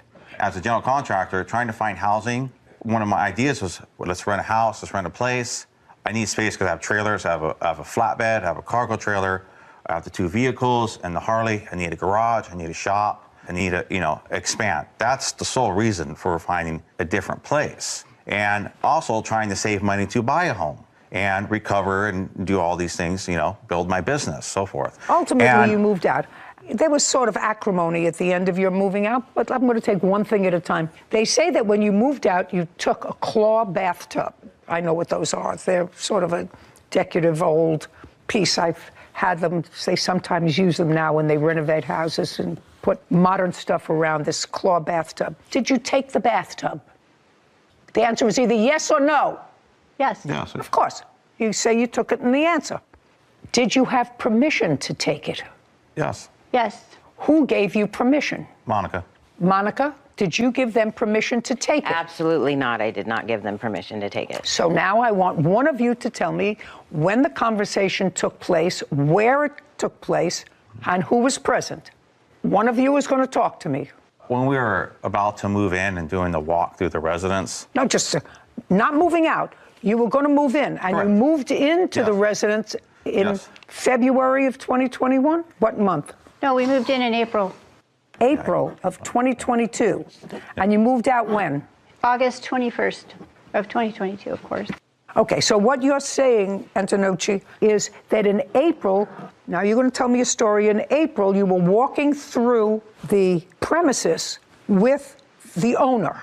I was going to do some work on the place too before we moved in, and when we moved in as some of the trade, or I would build them at a discounted rate, and there was supposed to be a fireplace, a wood stove. Well, really the main reason why I moved into this place is I had a wood stove. The electricity is so hot. Listen to me. Go into the house. I don't care. Bathtub. Okay. I don't care about a fireplace. I care about a bathtub. Okay. Discussion comes out about the bathtub. She says she's not going to plumb it in. She says if you guys want the tub, you can keep it. You can plumb it in if you want, but I'm not going to plumb it in and deal with it. Okay. So she said to you she had this bathtub there that she didn't want to plumb in. I assume that means connect. Correct. Because connect to water. Yeah. She didn't want to plumb it in. You can either use it if you want to plumb it in or not. That's what she said to you. No. No. Only him. Have. No, I didn't hear the word have. You want to read back what he said, please? He says, discussion comes up about the bathtub. She says, I'm not going to plumb this thing in. She says, if you guys want the tub, you can keep it. You can plumb it in if you want. But, I'm not going to plumb it in and deal with it. You want to use it, you can use it. Keep it. Keep it. If you keep it, not keep it and take it away with you. You're moving in to her house. She said, this bathtub isn't connected to water. You can, if you want to, plumb it in, because according to you, she knew that you were in the construction business, and keep it, or not. But I'm not plumbing it in. And you viewed that 4 months later as saying, I can take the bathtub? Yeah, there was more discussion about it. No, let me hear the more discussion about it. She didn't want the tub. Just a second. That's a conclusion in your mind that she didn't want the tub. Based upon what you just said to me, if you're moving into a house, you're moving into a place, that statement that she made could not be construed in my mind as you can have, keep. It now belongs to you, the bathtub. You can either plumb it in or not. If you want to keep it, plumb it in. If you don't want to keep it, don't plumb it in. Okay, where's the bathtub? And storage. They get it back. 5 days. She said she was going to haul. 5 days. Thank you, Your Honor. 5. I'll give you an order. Is that all you have to contribute to this case? Some other witnessing, but that's... Then, as a witness, you can sit down. You're getting your bathtub back in 5 days. Okay, thank you, Your Honor. Good. Now, let's talk about the next thing, which is damages to the duplex. So they moved in April. They paid rent in April? Yes, they did. They pay rent in May? Yes, they did pay for May. And June? No, they have not completed their payment for June. How much was their rent? $1,200 a month. How much did they pay in June? They still have $80 owing, $30 in rent, and a $50 late fee. Okay, I'm not interested. About July? Nothing. Was there any rent in July? No payments, no. Did you live in the premises in July? Yes. You were evicted on 8/21. Up until the 21st of August, were you living in the premises? Yes. Did you pay rent in August? No. Okay. Now you want to tell me why you stopped paying rent in July? Yes, on July 10th, there was a flood in the house. July 10th, there was a flood in the house. From where? We believe it was a spigot. No one ever told us where it came from. Well, you're living there. They're not living there, right? You're living upstairs there. Upstairs or... I'm only going to listen to one person, not talking over each other. Is that you or your wife? Me. Fine. You're living there April, May, June. July, there's a leak. I'm living in a house. I know where the leak came. The leak comes from a refrigerator. It comes from a window. It comes from a ceiling. It comes from a something. Where did the leak come from? I wasn't home for that. We came home to the flood. I came home to the flood at like 8:40. Was it coming from the apartment above you? No, it was not. Where was it coming from? I called Monica and I said, oh my God, there's water everywhere in the house. What's going on? She didn't know what was going on. So we were trying to figure out where to turn the water off at. I'm still trying to figure out, if you lived there in July, why weren't you paying rent? Shauna Hellerman and Monica Tway claim their former tenants, Carl and Renee Antonucci, owe for unpaid rent and a bathtub. Carl and Renee are countersuing for property damage and loss of income. Okay, was it coming from the apartment above you? No, it was not. Where was it coming from? Apparently it was a broken plumbing pipe from the front spigot leaked underneath the house and came up through the subfloor. So there was a broken internal pipe, as far as you know. Now, your husband's in the construction business, he says.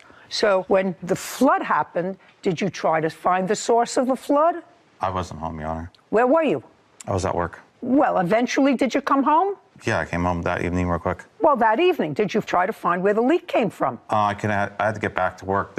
She was dealing with the cleanup. The water was turned off. And they were sending a plumber or something. Okay. So Monica said she would take care of it, so. So they turned off the water, which is perfectly reasonable because the water is coming from an internal pipe that burst, right? And then what happened? I'm still trying to figure out why They did not turn off the water until after I got home. I walked in. So I called Monica and I said, oh my God, there's water everywhere in the house. What's going on? She didn't know what was going on. So we were trying to figure out where to turn the water off at. Okay, so that's when the water got turned off. 100% understand you. Got it. Came home, you found water, trying to find where it comes from. Finally, turned off the water. I'm still trying to figure out, if you lived there in July, why weren't you paying rent? We were behind on rent because I was working and he was trying to get his job situated down in Boise or wherever he could get contracts with his injuries. So what you're telling me, that you didn't pay rent in July because you didn't have the money? No, we did not have the money. Well, that's what I'm asking you. So other than the fact that you didn't have money, there was no reason why you didn't pay rent. We were making payments whenever we could. You paid no that payment was fine in July. For Shauna. You made yes, no we did. payment in July. No, in June you did. In June we did. In July June we you did not. Listen. And as long as I was still working for them, that was fine when we were late or making payments to them. Just a second. You made no payments in July and you made no payments in August. You had made payments in I wasn't going to April, pay for August May, and when June. we had a flood. I'm just telling you. Yes. I'm asking you a question. Is the reason you didn't pay your rent because you didn't have any money? Yes, Your Honor. Okay. Then you owe them the rent, $2,400. You lived there. You ate the steak. Wait a minute. Yeah, I'm not speaking to you. Listen, you're a tag-along on this whole thing. You understand that? I think these people were very nice to you. I'm not probably wouldn't have been as nice. The house flooded. That's why I couldn't pay the rent. I have all the pictures right here. It shut my business down. It shut my business down. That house ruined his flooded. briefcase. My plans were ruined. My computers. There was 2 inches of water at 1,800 square feet of flood. Yeah. Monica says she's going to come over. Don't worry. Mr. Antonucci, you can't talk over me, sir. Apologies, but you can't talk over me. I'm older than you are, and I've lived in many apartments. And believe me, I have been the cause of a flood, and I have been the recipient of floods from people around me. Usually, it's an accident. It usually is not an on purpose. Very few people turn on their bathtub and say, I'm going to let this bathtub overflow into my bottom neighbor's house. It's usually as a result of a broken pipe, which nobody can see, or an air conditioner plugs up and the pan overflows and the, whatever they call it, the little water bug signal doesn't go blank, blank, so you don't even know that it's going off, and there's a flood. That's not somebody's fault. So now you have a flood that is nobody's fault, not yours, because you're the tenants. So clearly it wasn't your fault. Not something that they anticipated, not something that they were derelict in taking care of. So now, what did they do once the initial mess was cleaned up? How did they fix it? Did they fix the pipe? We don't know. They never told us. I mean, they said that a plumber came to the house. He left a hole in the ceiling, which I have a picture of. Just a second. You lived there the whole month of July and into August. Did you have water? Just answer my question. You lived there the whole month of July after this happened and the majority of August. Did it flood again? No, because not a because. It didn't flood again. And what did the plaintiff do to remediate that? Did they put in fans and blowers? They put in one fan, and then she finally brought 5 more over. So I had 6 fans in an 1,800 square foot house and 1 window that opened. We lived in the basement. So they put in fans. You said they had put in one, and then they brought them, up. and I plugged them in and brought them and put them on and put them in the bedrooms. In the hallway, in the kitchen, living room. I have a feeling that you're a victim in more ways than one. That's what you're supposed to do. You living there. They sent them over, you plugged them into the wall, that's what you're telling me? And there's also a mold problem there. $2,400. You owe them 2 months' rent. And the bathtub. Let's go for next. What damages to the duplex, Ms. Hellerman? We had some drywall damages, a lot of garbage debris, large dump run. Yeah, I'm not interested in that. $2,400. And the bathtub. Now I'm going to get to your counterclaim. Money owed for loss of income, damage to a motorcycle, wrongful eviction. Well, you didn't pay your rent, so the wrongful eviction is out. Defamation. What's the defamation? So Monica sent me a text when I quit working for her, and it said, thanks for dropping off the keys. I said, you're welcome. She goes, really? Thank you for giving me 1 day notice. No good deed, ... Goes unpunished, and 3 days later, we get an eviction notice on her door. I want to know what the defamation is. What's the defamation? Nothing. Cross out defamation. Damage to my motorcycle. Yeah, they laid gravel down in the driveway without notification, and you can't ride a 900-pound Harley through gravel. So his bike went down. $2,400, judgment for the plaintiff, counterclaims dismissed. We're done here, and she's absolutely right. No good deed goes unpunished. This court is adjourned. She definitely got to the bottom of their character. That house was a death trap. We received a text with pictures of small puddles throughout the home on a concrete slab. She didn't want to plumb the tub in. She said we have it. If we want to use it, we could. If not, she's going to get rid of it. She's going to throw it away, take it to the dump.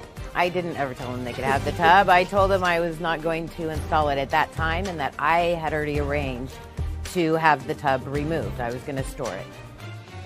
You know, I think what bothers me more than anything else about cases like that is that those were 2 nice people. The plaintiffs were 2 nice people. Sure. And they actually took a chance. They had an employee who was there for a year.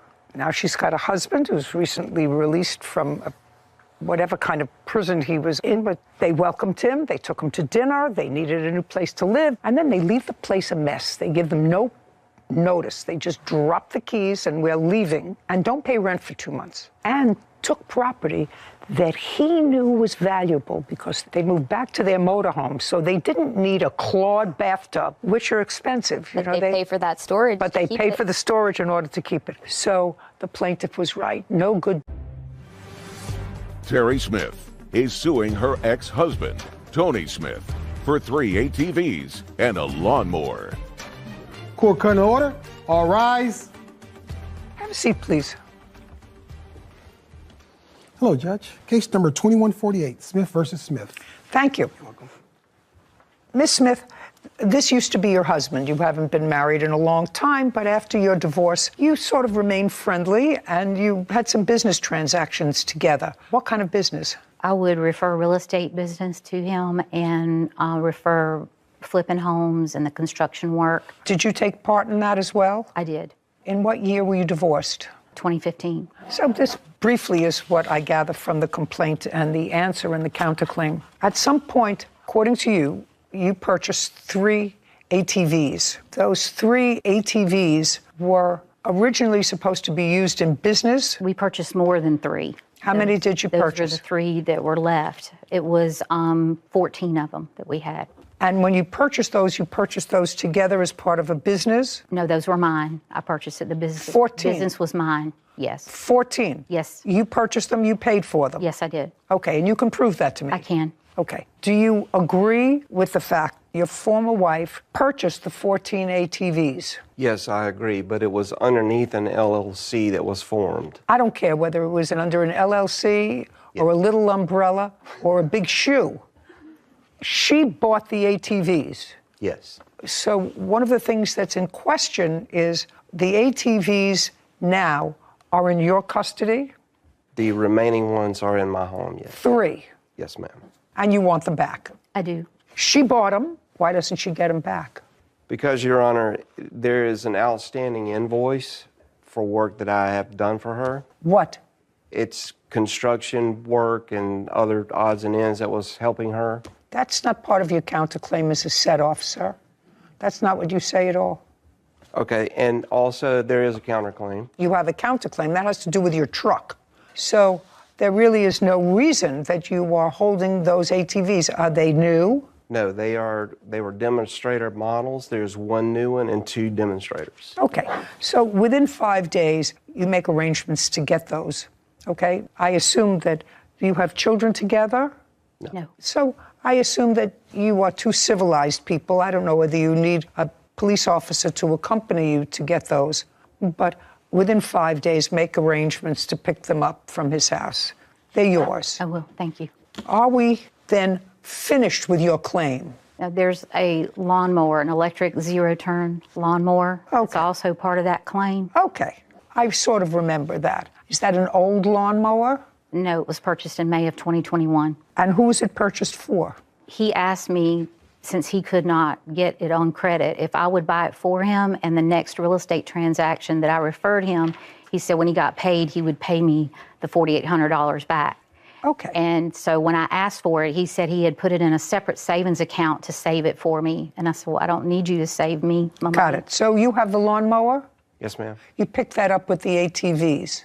Thank you. Got it? Thank you. Perfect. Now we have to come to your counterclaim. Your counterclaim is sort of interesting and can be, I think, probably equally swiftly disposed of. After your divorce, you needed a truck. You didn't have any money or credit, according to what I've read, and you purchased a truck in your name for him. And the agreement was that you would make the payments on the truck because you couldn't get credit. Is that right? Yes, ma'am. The truck was purchased in what month and year? August of 2020. How much did the truck cost? $58,000, somewhere in there. And how much of a down payment did you put down? $500. Is that right? Yes. That's good. You must have had good credit. I do. Good. And what were the monthly payments, sir? 900 and I can't remember exactly. It was under $1,000. It was $940 something, I think. And you paid for the truck the month of August of 2020 and all through 2021. Until when? When was your last payment on the truck that you made, that you can prove to me that you made? I have all the payments. Just tell me, when was the last payment you made on the truck? It was August of this year. August of 2022. Yes, ma'am. And that's what your bank records will indicate, that you made a payment of $900 and some odd, August of 2022. And in what month did your former wife repossess the truck, which was in her name? It was September 20th. Now you're going to tell me why you repossessed the truck.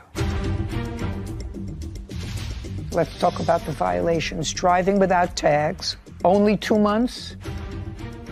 When we forget or we're traveling and we don't get registrations for our cars, we don't drive those cars. Because if you're driving with expired tags, that's against the law.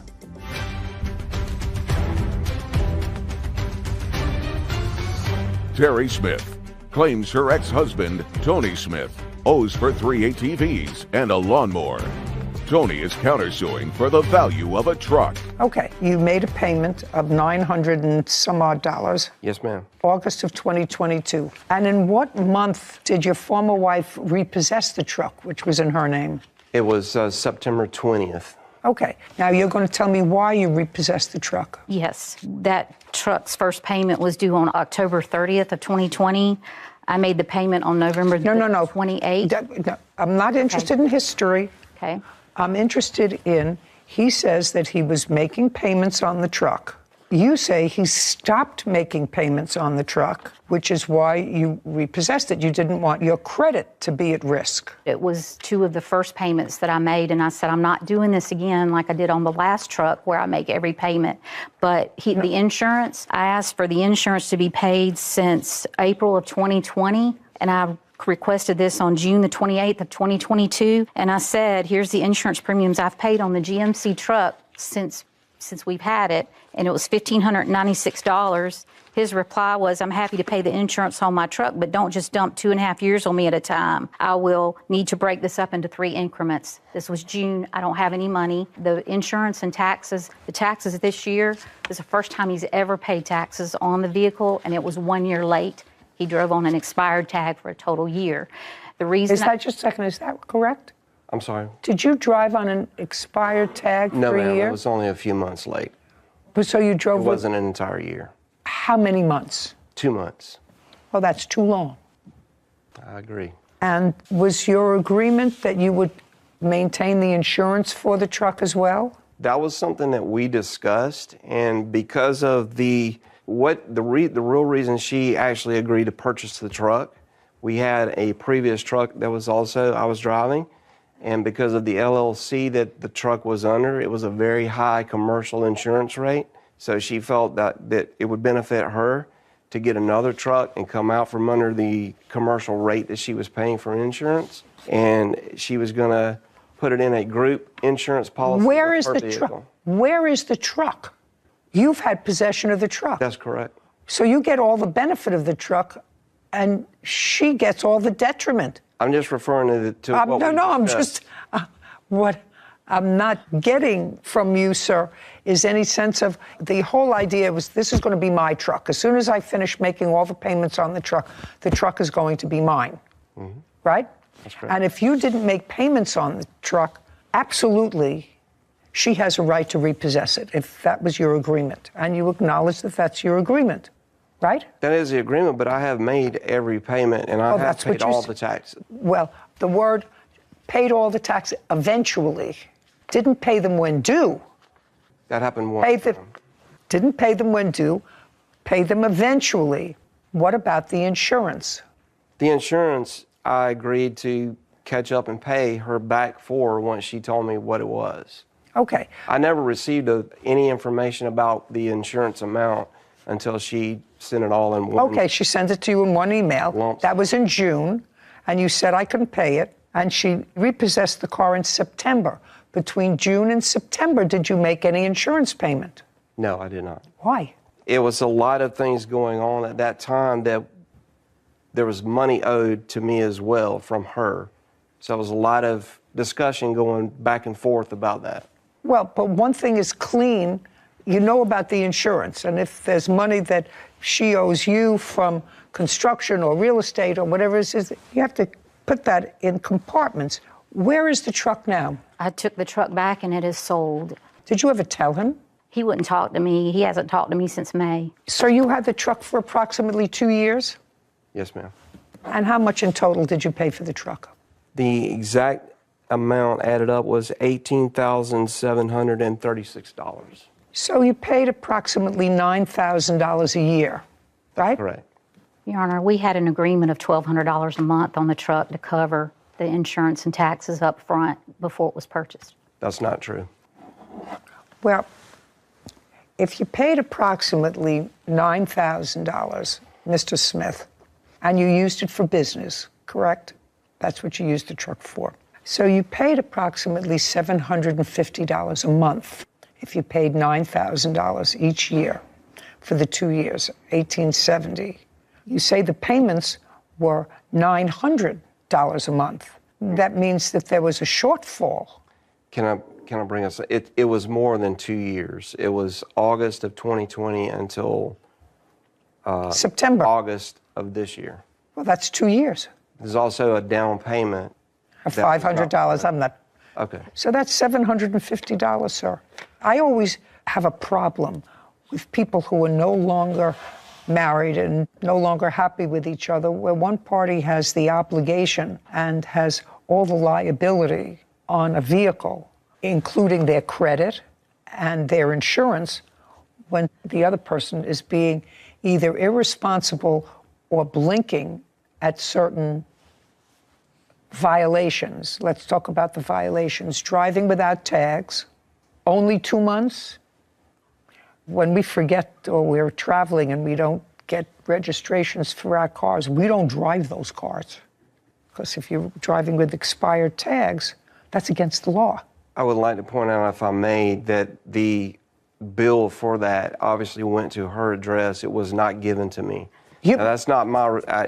I understand that I need to be aware of it, but I never received that bill. I gave it to him the very month it came in. Just a second. That's not true. Just a second. You're a big boy. You know when your car has to be registered, you have a little yellow tag on the back like everybody else. And insurance, you know, you're supposed to pay insurance. That was your agreement. You were supposed to pay insurance. And you didn't pay insurance. She's going to show me how much was left on the loan and how much she sold the truck for. If she sold the truck for more than was left on the loan, the difference between, if look. Smith is accusing ex-husband Tony Smith of wrongfully keeping 3 ATVs and a lawnmower.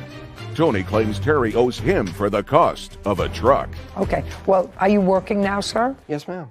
Great. She sold the truck. How much did you sell it for? $48,000.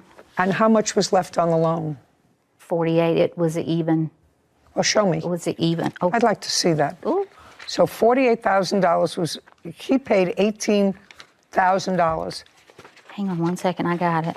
Can I submit this to you? What is that? Or this, my bank statement showing the payment. No, you told me. I accepted it. Okay. She doesn't dispute it, and I accept it.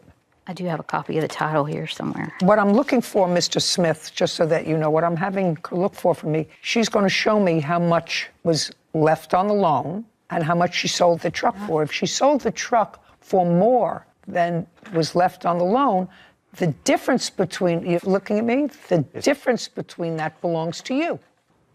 Oh, I see. Because you paid it, right? I see. Yes, ma'am. Got it? That fair? Did she tell you that she sold the truck? No, ma'am. He went and bought a truck 2 days later, so he was able to buy a truck. Okay. I mean, would you find those papers for me while you're looking for those papers for me? Mr. Smith, did you buy another truck? Yes, ma'am. Good. Did you put a down payment on it? Yes, ma'am. And you own it now? Yes, ma'am. And you're driving it now? That's correct. What would you do with a second truck? Well, I was forced to buy one because I understand you were. I understand you were forced to buy one, sir. But if you had the truck and you weren't going to use 2 trucks, you would sell this truck for whatever amount you sold it for, and if there was any overage, you'd get to. I offered to purchase the truck from her. In fact, she understood that I was planning to purchase the truck from her. Don't tell me what she understood. Right now, you don't need a truck, and I'm going to find out whether or not she has to give you any money as a result of what she sold the truck for. This bill of sale does not have the amount on it. I didn't realize that. I'll have to get that from. Well, this is the time to get it. I'm sorry, I did not realize it didn't have it on there. Okay. Oh, you sold it to a company? I did. Oh, okay. Not to a private party? No. Is that the same company that you purchased it from? No, I purchased it from a different dealership. Okay. Do you have the exact amount that the loan, the extant loan was? The original loan was $60,000. No. I'm sorry. The exit loan?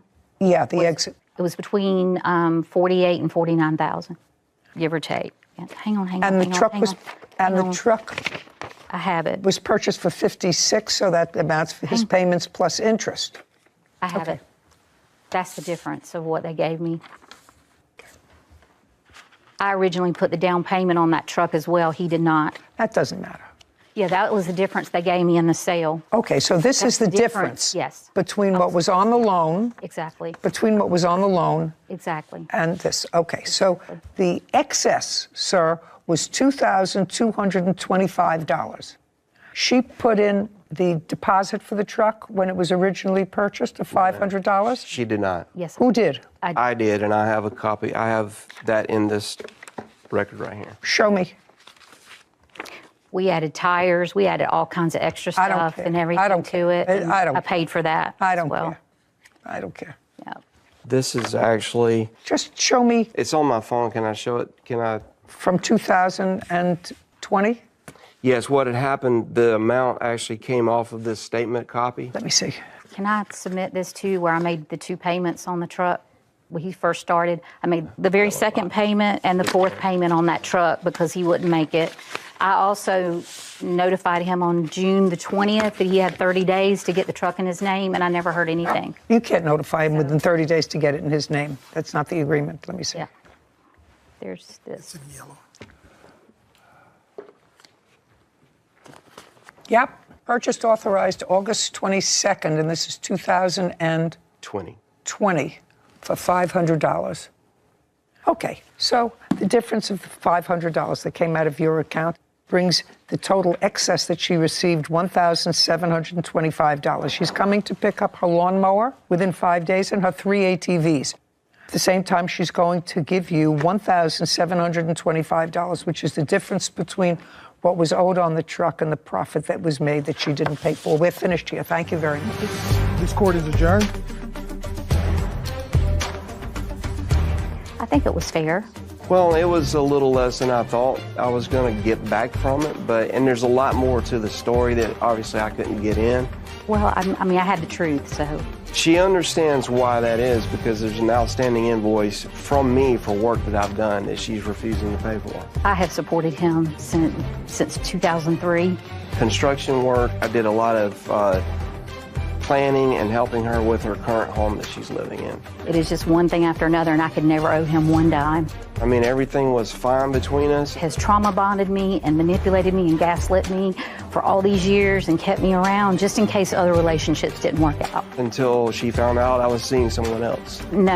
I had been asking for everything of mine that he kept and held hostage for a long time before that, but he's probably had many more before that. I just didn't know about them. But I'm happy. I was thinking he was making me think that we were reconciling while he was using me. I don't see us talking anymore. The bank is finally closed, and the bad bargain has just been a nightmare. It's been hundreds of bad bargains. No more business ventures. You see, it's always a mistake, unless you're married, to co-sign a loan for anybody, a boyfriend, a somebody. An ex-husband. Especially an ex-husband. Yeah.